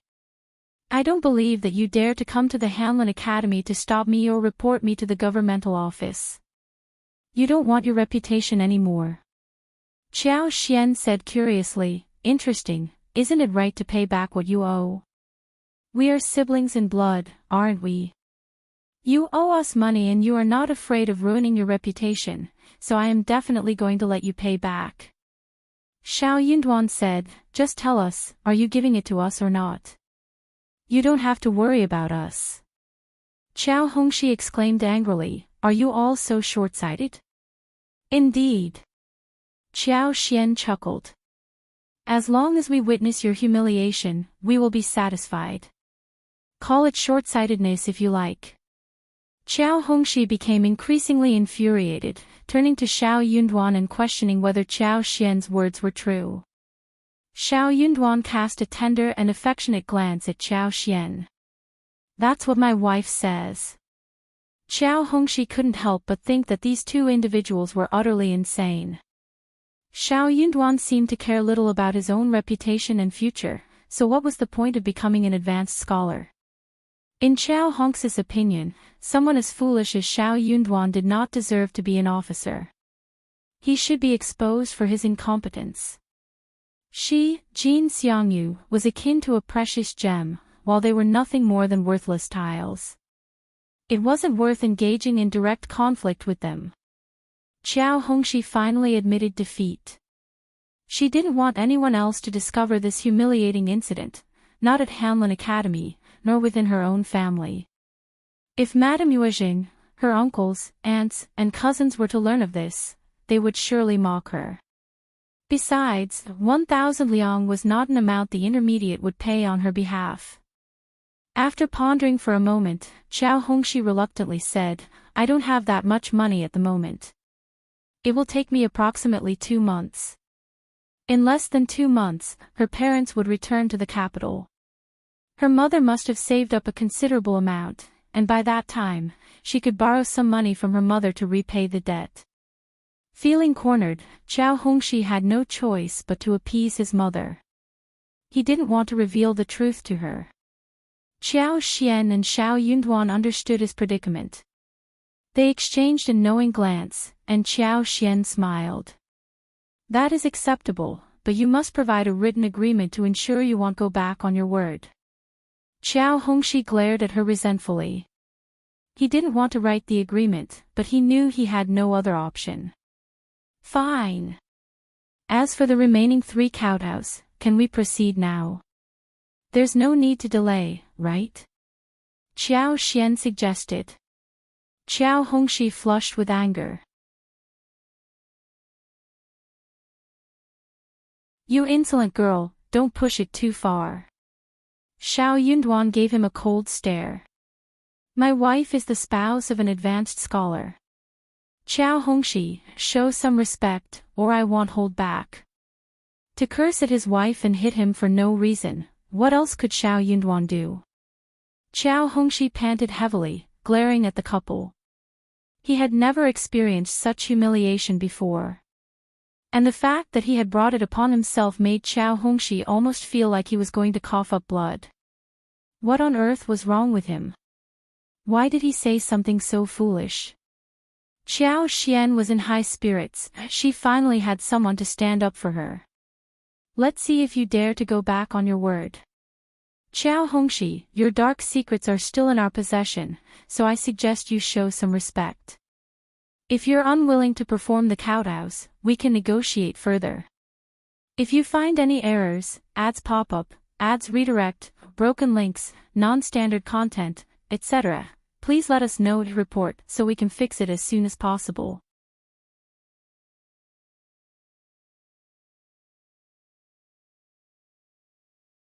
Chapter 958, Family Price. Xiao Hongxi didn't easily trust Qiao Xian. To him, Qiao Xian was like a demon. Instead of feeling relieved, he grew even more cautious and asked, what are your intentions? Qiao Xian chuckled, knowing she wasn't naive. My idea is simple. 1,000 liang for 1 head, and 3,000 liang for 3 heads, so you don't have to kowtow 3 times. Qiao Hongxi was speechless. Xiao Yunduan coughed and covered his mouth, a smile of indulgence on his face. When did his wife become so greedy? But he liked it. The Qiao family was extremely poor, and his wife had struck the jackpot. Qiao Hongxi felt a mixture of anger and annoyance. Why don't you just rob us instead? That's the price of family love, not robbery. Qiao Xian innocently replied. You are the editor of the Hanlin Academy, a respected man. Isn't kowtowing worth 1,000 taels of silver? I think you need at least 10,000 liang to match your position. How about 1,000 liang it is? Qiao Hongxi interrupted, startled and not daring to argue further. Deal. Qiao Xian smiled.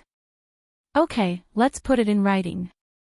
Qiao Hongxi grumbled as he started to write. He signed the paper and left angrily. As he walked out of the tea house, he staggered and nearly fell. He looked up at the sunlight, feeling dizzy and overwhelmed with a sense of loss. Regret, for 000 liang had slipped through his fingers. The loss of 4,000 liang hit him hard, causing him to shiver with heartache. He had never held such a large sum of money before. Even when his parents secretly provided him with financial support, it was always in smaller amounts, like 700, 800, 400, or 500. But now, they were offered 4,000 liang. He wondered if his mother had any more money. If not, no, he was determined to have his share. Meanwhile, Qiao Xian continued to laugh gleefully as she put away the paper. Darling, we are so fortunate. Luck is on our side. Xiao Yunduan felt a surge of happiness seeing her smile. Thanks to your luck, my dear. He was simply riding on her good fortune. Qiao Xian beamed. Darling, now that you have become an advanced scholar, what do you plan to do? If you want to stay in the capital, we can consider looking at some suburban land. Although the prices are higher in the capital, with 4,000 liang, we should be able to buy a sizable plot. We can even add some more money and buy even more. Xiao Yunduan didn't want to disappoint Qiao Xian, who had her heart set on acquiring land for farming. So he nodded, wearing a smile. Qiao Xian felt twice as elated at the thought of the Qiao family gifting her such a substantial sum, which she could use to purchase land.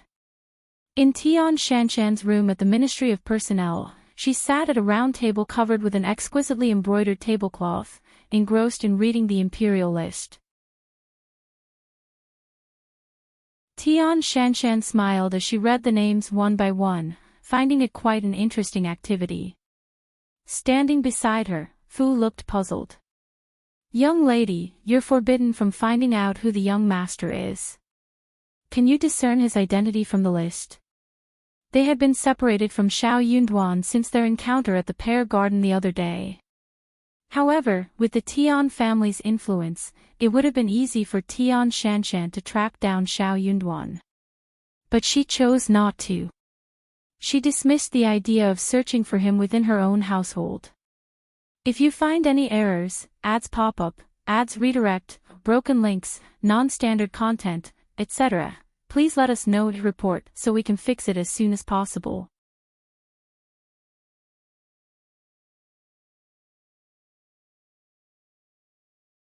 Chapter 959, Wait and see. Tian Shanshan glanced at Fu and chuckled. I don't know, but who cares? I'm sure he must be on the list. Isn't that intriguing? Fu scratched her head and smiled, still looking a bit puzzled. She couldn't quite grasp what made it so fascinating. But if her lady said it was interesting, then it must be true. She couldn't admit her own ignorance. If you say so, then it must be true. Tian Shanshan glanced at her and smiled. The young girl was naive. She was adorable, but not the brightest. She had no clue about what was happening, and Tian Shanshan had no interest in explaining it to her. She wasn't short-sighted. The person she liked couldn't have possibly failed to become an intermediate advanced scholar. She hoped he might even achieve the top position. She believed that his name must be on the imperial list at that very moment. As she looked at the names, she thought about the man she liked, who might become her future husband, and it filled her with even more happiness. The mysterious sense of destiny was too marvelous. She simply needed to savor it quietly. Just imagine, in the future, when they were together, they could reminisce about this day. That would be a remarkable twist of fate. The imperial examination was about to commence, and she was eager to observe. The atmosphere during the examination wasn't as tense as the imperial examination itself, but after all the hard work they had put in, everyone hoped for a favorable ranking. As the day arrived for them to enter the Hall of Supreme Harmony, they all felt a sense of solemnity. Qiao Xian, on the other hand, had no need to worry about the ranking examination, so she had a leisurely day. They were busy preparing delicious food at home, eagerly awaiting Xiao Yunduan's return so they could enjoy it together. In the following days, when the rankings were announced, they embarked on various outings within and outside the city, marveling at beautiful sights and purchasing local specialties. They had a wonderful time. Little did they expect that Xiao Yunduan would become the primus. Qiao Xian and Xiao Yunduan were both stunned when they heard the news.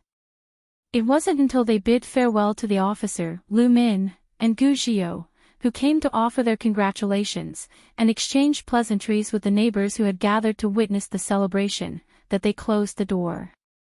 It was then that Li Xia and others knelt down to offer their congratulations and rewards. Yet, even at that moment, they couldn't quite believe it. Xiao Yunduan knew he had performed well and believed he would rank highly. But to be the primus, that was beyond his expectations. Even now, he was still in a state of disbelief. Qiao Xian was taken aback. "Darling, I have become the wife of the primus." "Oh my God, I am the wife of the primus." Xiao Yunduan chuckled and took her in his arms, twirling her around. "Yes, you are the one and only Mrs. Primus, the first in 3 years. Qiao Xian couldn't help but burst into laughter. Xiao Yunduan held her hands. "From now on, there will be even greater achievements, all for you." A bright smile spread across Qiao Xian's face. The two of them exchanged a glance and felt an overwhelming sense of joy. However, within the Ministry of Personnel, chaos ensued. The day before the results were announced, Tian Shanshan sketched Xiao Yunduan's face and asked her father to find out if the primus was indeed the same man she had in mind. Tian Shanshan was skilled in various arts such as playing the zither, chess, calligraphy, and painting. With her remarkable memory, she could vividly depict Xiao Yunduan's appearance on paper. If you find any errors, ads pop up, ads redirect, broken links, non-standard content, etc., please let us know to report so we can fix it as soon as possible.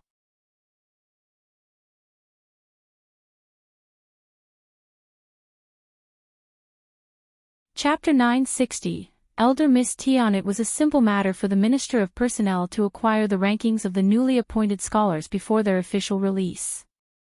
Upon hearing that the primus was named Xiao Yunduan, the minister instructed someone to compare the portrait with the distinguished gentleman. As Elder Miss' words reached their ears, the servants immediately understood the situation. After confirming that it was indeed the same person, they hurriedly made their way to the Tian family to deliver the momentous news. Word quickly spread. It turned out that the man who had captured Elder Miss' attention had become the primus. "Elder Miss Tian, you have excellent taste. It's a match made in heaven. Destiny. Destiny. What a remarkable tale. Primus Xiao is incredibly fortunate. I can't help but feel envious."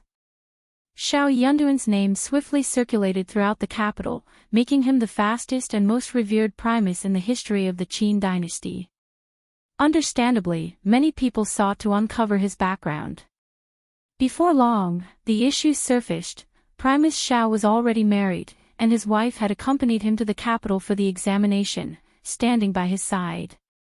This revelation left everyone stunned. They were speechless. Whenever the imperial examination candidates arrived in the capital, the focus was solely on the candidates themselves. No one cared about their marital status or the presence of their spouse. The situation gave rise to numerous divorces. The idea of a wife accompanying her husband to the capital for the examination was unheard of and highly unusual. Women were not accustomed to such extensive travel, and few men were willing to undertake such a long journey with their wives. However, fate seemed to have played a role. Oh my, Primus Qiao is already married. This is. In my opinion, Primus Qiao's family cannot be compared to Elder Miss from the Ministry of Personnel. They are worlds apart. But they are still a married couple. What will Elder Miss do? Such a dreadful predicament. I wonder if Primus Qiao regrets it. No, could it be a misunderstanding? I have never heard of anyone bringing their wife to the capital for the examination.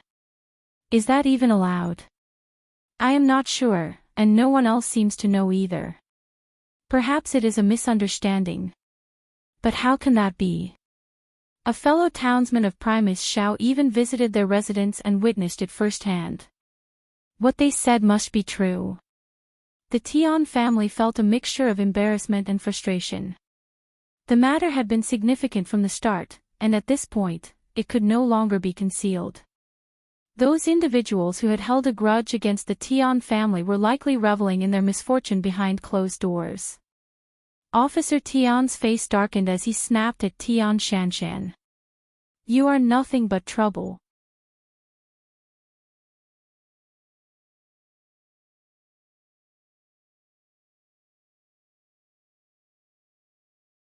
Chapter 961. Looking down at her, Tian Shanshan listened to her parents' argument with a cold expression on her face. After a moment, she spoke in a cold tone, Father, there's a solution to every problem. Primus Qiao is not married, and this is all a misunderstanding. If he comes forward and clarifies the situation, everything will be resolved. Officer Tian and Madame Tian were taken aback by her words. Madame Tian's eyes lit up. Yes, you're right. It's just a baseless rumor. Once Primus Qiao sets the record straight, the rumor will be dispelled. I believe someone must be envious of Primus Qiao and spreading false information.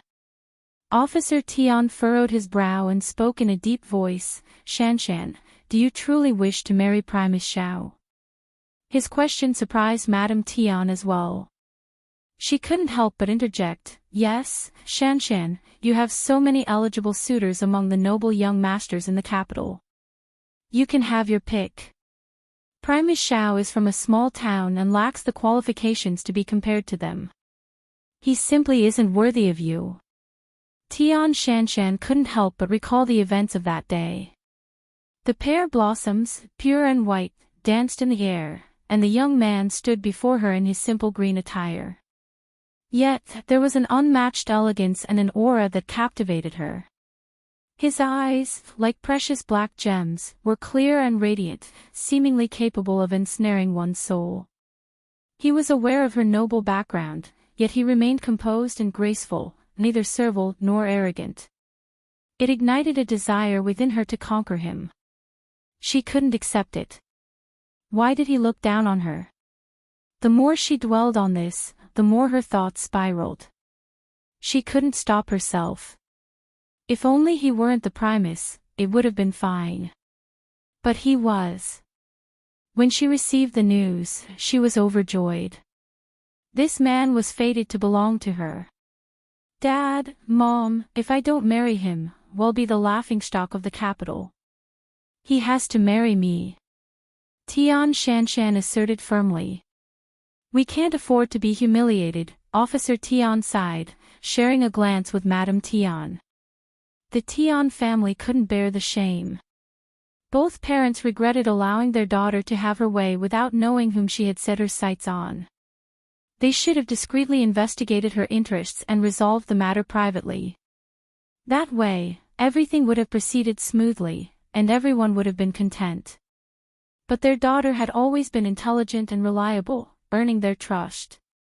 Yet, this time, something went terribly wrong. It was an enormous mistake. The couple felt utterly helpless. Dad, Mom, please trust me. I am going to marry Primus Qiao. I promise he won't disappoint you, Tian Shanshan pleaded, rising from her seat and respectfully addressing her parents. Her words infused Madame Tian and Officer Tian with renewed determination and confidence. Tian Shanshan bid her parents farewell and made her way back to her residence. During the journey, she remained silent, her head bowed. Fu followed behind her, maintaining complete silence out of caution. She was resolute in her decision to marry him. She had not only fallen in love with him, but she also refused to endure such humiliation. As the direct daughter of the Minister of Personnel, she was one of the most remarkable noble ladies in the capital. She couldn't bear such disgrace when it came to marriage. How would she face society in the future? She would become the wife of the Primus, ensuring her husband's bright future as a first-class official. With the support of her father, brothers, cousins, and noble concubine, accomplishing this would be a straightforward task. If you find any errors, ads pop up, ads redirect, broken links, non-standard content, etc., please let us know to report so we can fix it as soon as possible.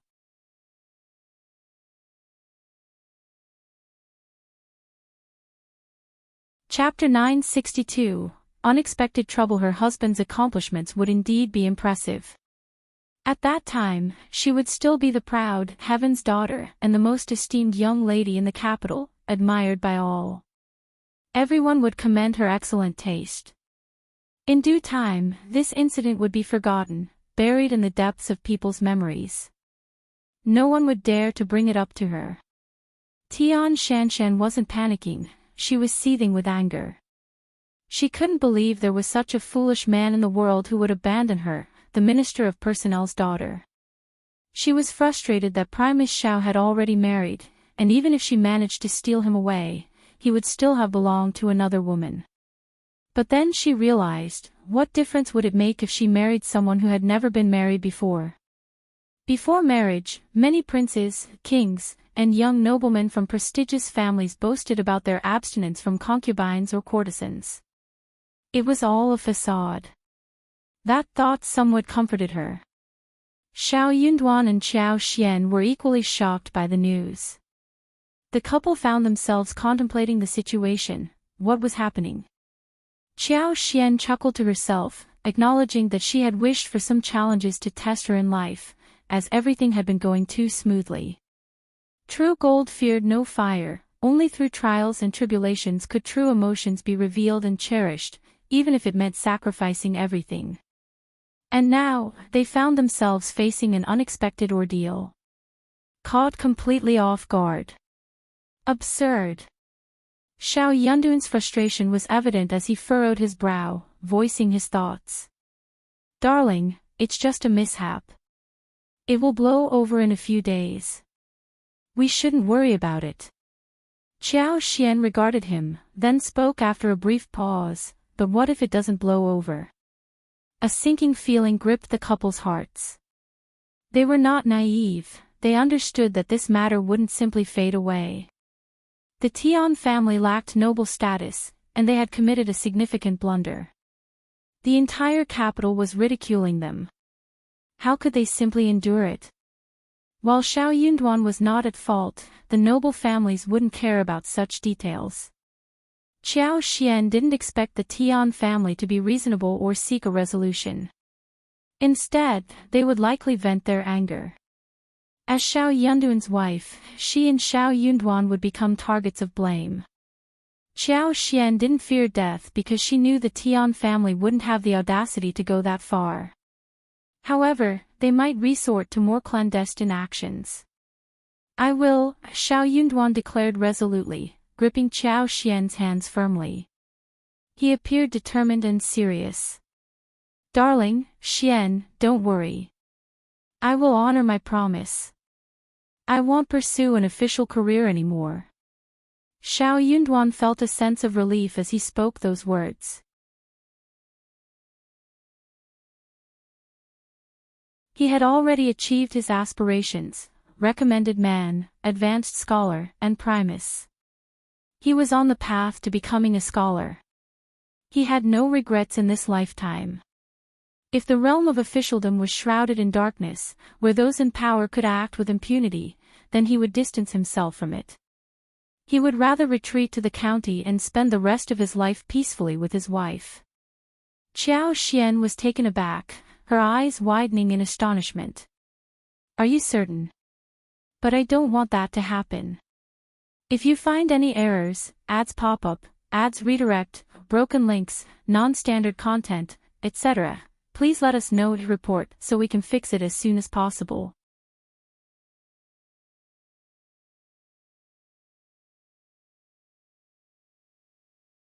Chapter 963.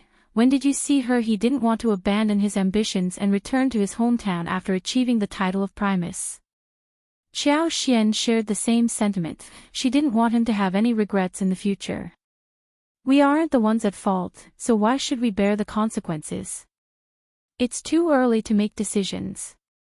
Let's observe the situation for now, Qiao Xian suggested. Xiao Yunduan smiled and agreed, you're right. We're not there yet. Let's wait and see. But I'm being honest with you. Qiao Xian's heart felt a mix of sweetness and bitterness. She held his hands tightly and whispered, we can discuss this later. I don't want to be separated from you either. She didn't want to be apart from him. Good, then I have nothing to fear. Xiao Yunduan embraced her warmly. Qiao Xian laughed but suddenly let out a scream, standing upright and looking up at him. Lady Tian has fallen for you, hasn't she? Xiao Yunduan sensed something was amiss, but he hesitantly nodded. I believe so. When did you meet her? Qiao Xian asked, her tone filled with curiosity. What? Considering the rumors, Lady Tian must be proud and arrogant. It's unlikely that she fell for you just from a distance. Something must have happened that captivated her, something she deemed special. She could sense that you were destined for greatness, which is why she said those things. But how do you know her? Xiao Yunduan inquired. Qiao Xian paused, wearing a bitter expression. I don't know either. Xiao Yunduan felt unsettled. Qiao Xian's bitterness turned into suspicion. Xiao Yunduan grew anxious and held Qiao Xian's hands firmly. Darling, trust me, I will never. He suddenly recalled the encounter in the pear garden during the intermediate examination. Qiao Xian, who had been staring at him, couldn't help but give him a reproachful look, feeling a twinge of jealousy. Go on. Xiao Yunduan felt a headache coming on and was torn between amusement and frustration. He proceeded cautiously, darling, please don't be angry. I just remembered, I might have met her before, but I didn't do anything. We merely had a chance encounter. Qiao Xian maintained an unwavering gaze, indicating her disbelief. I stumbled upon a handkerchief. Why did you pick it up? How could you do that? I didn't. I felt that if those items were picked up by someone with ill intentions, it wouldn't be good for the girl. We were gathered in the pear garden, and many candidates were waiting for the examination. My heart softened, and I picked up the brocade handkerchief. Shortly after, a couple of maids and servants dressed as men appeared, seemingly searching for something.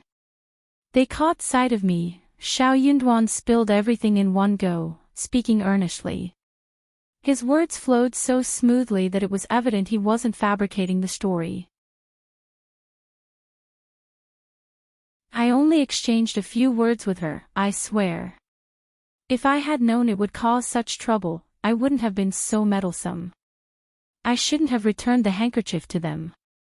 I should have burned it and disposed of it. Darling, please don't be angry.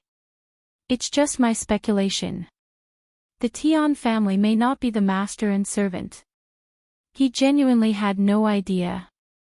Qiao Xian felt a tinge of annoyance and playfully pinched him.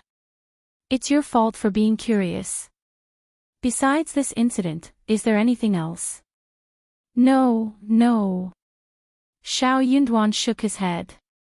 If you find any errors, ads pop up, ads redirect, broken links, non-standard content, etc., please let us know and report so we can fix it as soon as possible.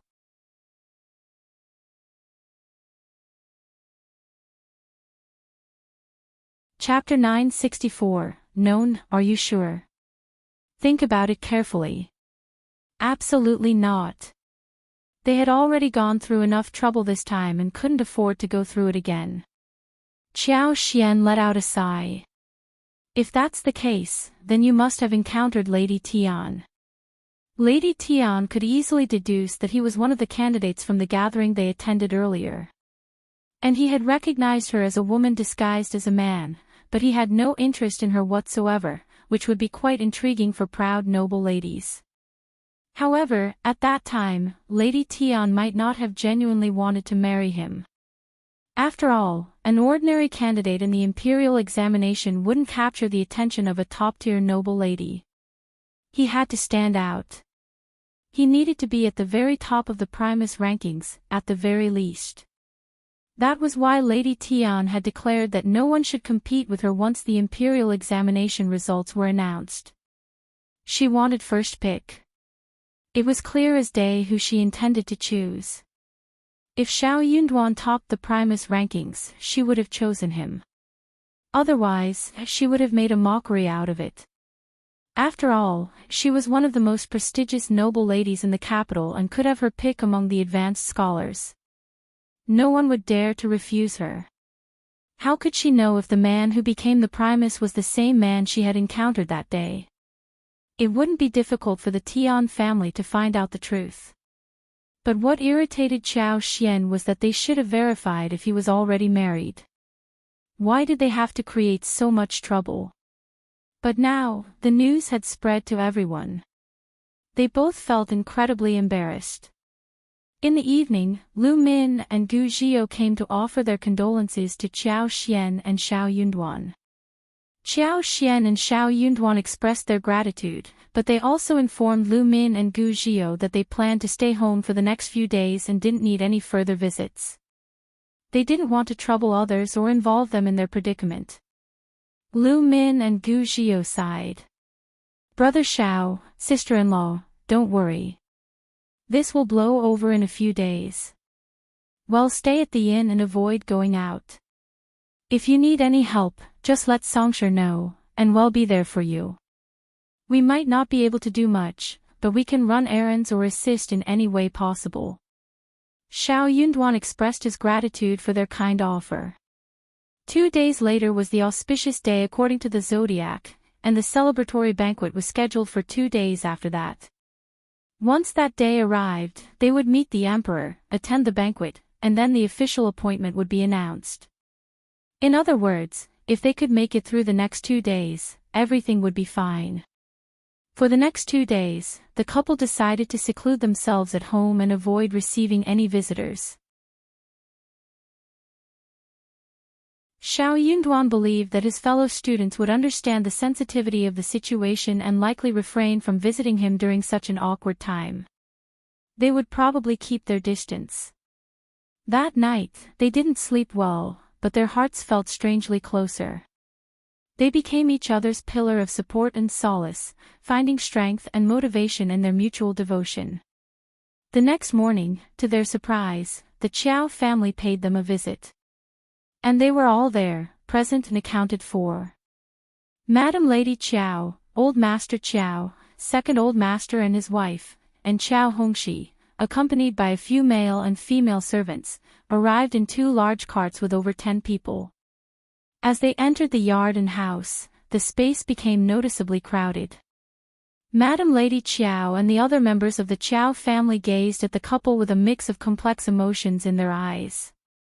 There was a sense of disbelief, as if they couldn't fully accept the situation, yet there was also a trace of gloating satisfaction.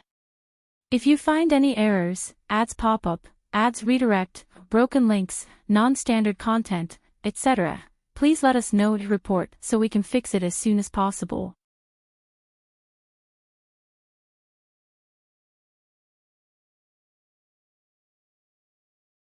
Chapter 965, Trouble. But Xiao Yunduan had indeed become the Primus. The news hit Qiao Hongxi especially hard, and his heart ached upon hearing it. He, an advanced scholar, couldn't help but feel humiliated by the fact that Xiao Yunduan had achieved the prestigious position of primus.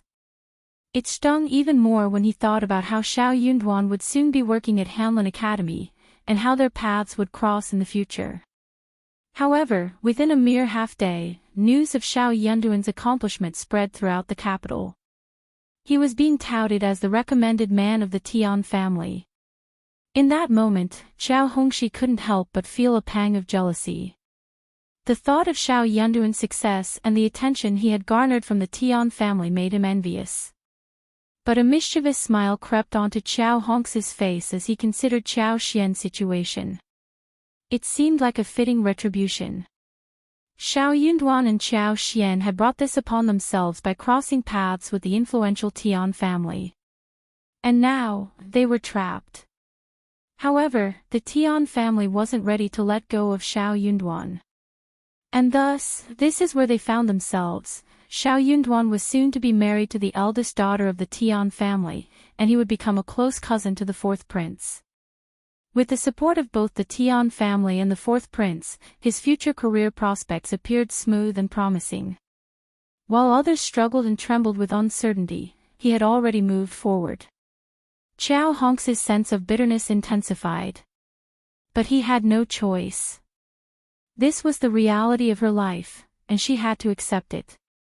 How fortunate Xiao Yunduan was to have captured the attention of the eldest daughter.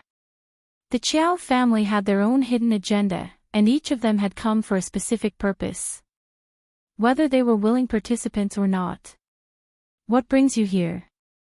Xiao Yunduan inquired, noting the lack of furniture and chairs available, leaving Madam Lady Qiao and Hongxi to settle for small stools borrowed from the kitchen. Madam Lady Qiao dismissed the servants and attempted to put on a kind demeanor, smiling warmly. "Well, it's definitely something good, something great. You're incredibly fortunate." Xiao Yunduan returned the smile. "Madam Lady Qiao, you jest. I can't attribute my achievements to mere luck. What I have attained today is the result of decades of hard work and dedication, the fruit of my efforts and understanding." Qiao Xian chimed in, her smile gentle. "Indeed, you have rightfully earned the title of primus, and I have witnessed your unwavering diligence. It would be remiss to discount the element of fortune that has accompanied your journey." Madame Yuejing displayed a hint of displeasure as she forced a smile. "I was merely making a remark, but you take it so seriously." "That's not the kind of fortune I was referring to. I believe the news has already reached your ears." "What news?" Qiao Xian inwardly sneered. "Madam Lady Qiao, pray tell, what news are we supposedly aware of?" "Indeed." Old Master Qiao frowned. "Xian, how can you speak to your grandmother in such a manner?" Before Qiao Xian could retort, Xiao Yunduan interjected, "Old Master Qiao, if I may, kindly address my wife as Madam Xiao. Shall I submit the termination letter to the appropriate governmental office?" Qiao Xian aimed to provoke them further and struck with precision. "Yes, the termination letter has been meticulously drafted, signed, and sealed." "Are you suggesting a change of heart?" "How shameless. You think you can curry favor with my husband once he ascends to the rank of intermediate primus? Dream on. You! How dare you!" Silence. The members of the Qiao family grew incensed, their faces flushed with anger. Hongxi could no longer contain his frustration and sneered. "So what? One primus every 3 years. There are countless others who are destitute." Qiao Xian taunted, "Oh. Are you looking down on the position of primus? Well, you certainly won't be able to attain it. You. If you find any errors, ads pop up, ads redirect, broken links, non-standard content, etc., please let us know and report so we can fix it as soon as possible."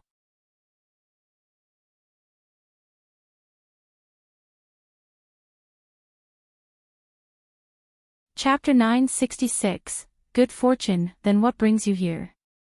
Old Master Qiao's voice boomed with anger. You have already offended the Tian family, and yet you dare to dream of becoming the primus. How ludicrous. Do you have any idea what kind of family the Tian family is?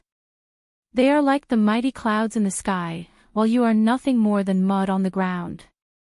If you provoke the Tian family, they can squash you as easily as they would crush an ant. Do not assume I am deceiving you. The power of the Tian family is beyond your wildest imagination. Understand this, even if you were to be killed, the Ministry of Justice wouldn't dare to investigate your case. Now, can we engage in a civilized conversation? Xiao Yunduan and Qiao Xian realized that they were in the company of those who served the Tian family, mere minions and lackeys. Correction, they aspired to be the lackeys, minions, and lapdogs of the Tian family. Xiao Yunduan had to ensure that the Tian family had concluded their business so that he could fulfill his role as their lackey, minion, and lapdog. It was no wonder the entire Qiao family had gathered here. Everyone in the family seemed overly eager to serve as dogs to others, fearing they would miss the opportunity. What is it that you want? The Qiao family sneered, displaying their arrogance. Old Master Qiao proclaimed with pride, Xiao Yunduan, you are fortunate that the Tian family favors you. Despite being married, the Tian family bears no displeasure towards you. That, too, is your good fortune. However, be cautious not to turn your fortune into misfortune. Let me make it clear, the Tian family is still willing to arrange a marriage between elder Miss Tian and you. Tomorrow, you can publicly declare that the rumors were merely misunderstandings. Qiao Xian is not your wife, but your concubine, and the Qiao family can provide evidence to support this claim. We will also write a letter to our third brother and third sister-in-law, informing them of the situation and ensuring that we all share the same account of events. Since the marriage arrangement with elder Miss Tian has been settled, Qiao Xian should no longer remain here.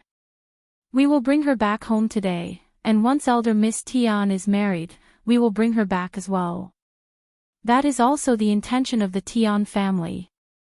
Elder Miss Tian is not an unreasonable person. As long as Qiao Xian behaves herself, she will certainly lead a comfortable life. First Madame Qiao couldn't help but sneer. If you continue to be so sharp-tongued, you will only invite trouble upon yourself. Second Old Master spoke, Xiao Yunduan, you must understand that being with the Tian family ensures a secure future like no other. It's something others can only dream of. You should know what is in your best interest. Offending the Tian family would mean kissing your aspirations of becoming an official goodbye. No one will hire you or promote you. Second Mrs. Yuexing added, Qiao Xian, if you genuinely care about Xiao Yunduan, you should assist him. As a concubine's daughter, occupying the position of his wife brings him no benefits. Compared to elder Miss Tian, you are insignificant.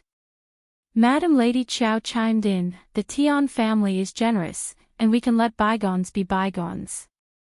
Let's proceed accordingly. It had been a long time since Qiao Xian had felt angered by anyone. But upon hearing the words from the Qiao family, her frustration boiled within her. She knew they would never say anything positive, and she understood their shamelessness. But she had underestimated them. They were truly a united family, capable of presenting shameless words as dignified and reasonable. What did they mean by, let bygones be bygones? Xiao Yunduan's expression darkened, and he spoke icily, I refuse. What? I might as well abandon this career. I refuse. Old Master Qiao slammed his hand on the armrest of his chair and snapped, Xiao Yunduan, have some shame. If you find any errors, ads pop up, ads redirect, broken links, non-standard content, etc., please let us know to report so we can fix it as soon as possible.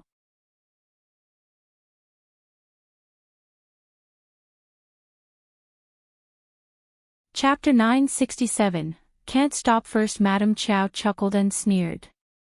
You really don't understand what's happening, do you? You don't want to comply. You have no right to speak. It's your good fortune that the Tian family favors you, or rather, it's your fortune. Why don't you grasp that? Xiao Yunduan replied coldly, what will the Tian family do if I refuse? Madam Lady Qiao's gaze turned sharp as she spoke in a deep voice, you genuinely refuse? Yes. That decision is not yours to make. Madam Lady Qiao found it absurd. The Tian family must be out of their minds to be drawn to someone like Xiao Yunduan. Xian is a member of the Qiao family, and we are your elders. We have every right to intervene. Don't mention the severance letter. So what? Xian may have no connection to our family, but we are still her relatives, and it's our responsibility to be involved in her affairs. Qiao Xian and Xiao Yunduan exchanged glances. They had underestimated the situation. They had never expected these individuals to be so shameless in their attempt to curry favor with the Tian family. Qiao Xian realized she had been too naive to think that possessing the severance letter would tarnish the Qiao family's reputation and secure a plan where the Qiao family would no longer pose any trouble in the future. They would, at the very least, avoid any losses. However, they had gone to great lengths to exploit this loophole. Qiao Xian had no choice but to admit defeat. She had lost either way. What do you want? Madam Lady Qiao smiled coldly. It seems you prefer the hard way, refusing to listen.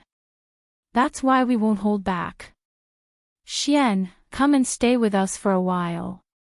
What? How dare you? Just try and see if you can prevent it. Madam Lady Qiao showed no fear of Xiao Yunduan's changing expression. She spoke with disdain, in any case, we are taking her away today. If you truly wish to be close to her, you know what to do. Once we are satisfied, we will treat her well and return her to you in the future. Otherwise, if any harm befalls her, it will be solely due to her impulsive actions and will have nothing to do with anyone else. You! Xiao Yunduan trembled with anger. Qiao Xian's heart sank. When the family made a decision, they truly became a ferocious beast. As long as she was a daughter of the Qiao family, even if the Qiao family killed her, no one would report them to the authorities. Xiao Yunduan spoke coldly, you want to resort to force just because you have numbers? Fine, let's give it a try. We will repay you tenfold. If you dare to do so, I will report you to the authorities, and everyone will know about this. I can relinquish my position, and you will be stuck with me forever, won't you? If you're so determined, I will accompany you. The Qiao family fell silent. They were both shocked and fearful.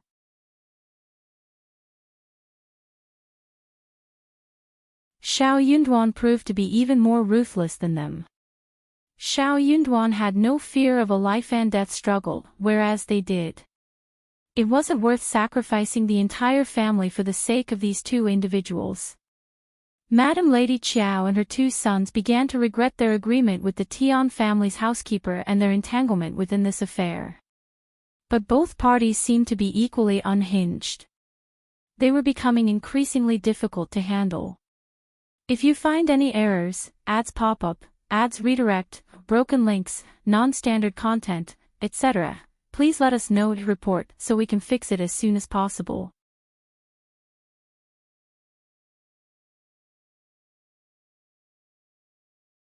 Chapter 968, Helpless. Second. Mrs. Qiao suddenly turned towards Qiao Xian. Qiao Xian, do you truly wish for Xiao Yunduan to sacrifice his future for you? You know how hard he has worked to achieve his current position, and now everything is at risk because of you. Is that truly what you want? If so, I truly question whether you treat him well and regard him as your husband. First, Madam Qiao chimed in, indeed, we all desire for our husbands to lead good lives. But you are not a good wife. Qiao Xian pondered silently to herself, if I were to listen to you, I wouldn't even be your wife, so what does being a good wife matter? Xiao Yunduan spoke up, you don't need to force my wife into anything. You don't understand the dynamics between me and my wife. Just leave. Qiao Xian had no intention of giving in to these two women, but upon hearing Xiao Yunduan's words, she felt a surge of joy, as if she were inhaling sweetness. Darling is right. Your words hold no weight with us. Don't waste your efforts. You can curry favor with the Tian family and the Zhang family, but you are mistaken to use us as stepping stones. If there's nothing else, please leave. The expressions on the faces of the Qiao family turned grim. Madame Yuezhen grew increasingly frustrated. What do you know? You think too highly of yourself. You don't have to concern yourself with our family. What if I make you leave today? Qiao Xian chuckled. This is my home, and am not going anywhere. Xiao Yunduan declared, if you dare to take my wife away, go ahead and try. The Qiao family exchanged furtive glances among themselves. They had no idea what to do, and thus, they didn't dare to make an attempt. Qiao Hongxi couldn't help but speak up, you talk big, but I don't believe you truly don't care about your future. Even if he were to become an advanced scholar, he would only be able to attain an intermediate position, let alone become a primus.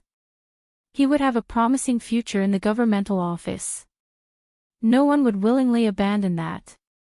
No scholar in the world would willingly do so. Xiao Yunduan's expression remained unchanged. If the Qiao family wants to make a wager, I'll accompany you. Qiao Hongxi grew so frustrated that he was left speechless. The mention of gambling irked Xiao Yunduan. He despised such risky bets. You're on your own. If you regret it, you can send Qiao Xian home. Xiao Yunduan, you're still young, and you'll come to regret this. Old Master Qiao retorted with a harsh tone. Madame Yuezhen glared at Qiao Xian, snorted, and then assisted her daughter-in-law before leaving with the others. As the door closed behind them, they exchanged glances and burst into laughter. Darling, are we laughing because we're being reckless? Xiao Yunduan smiled. Qiao Xian chuckled and sighed.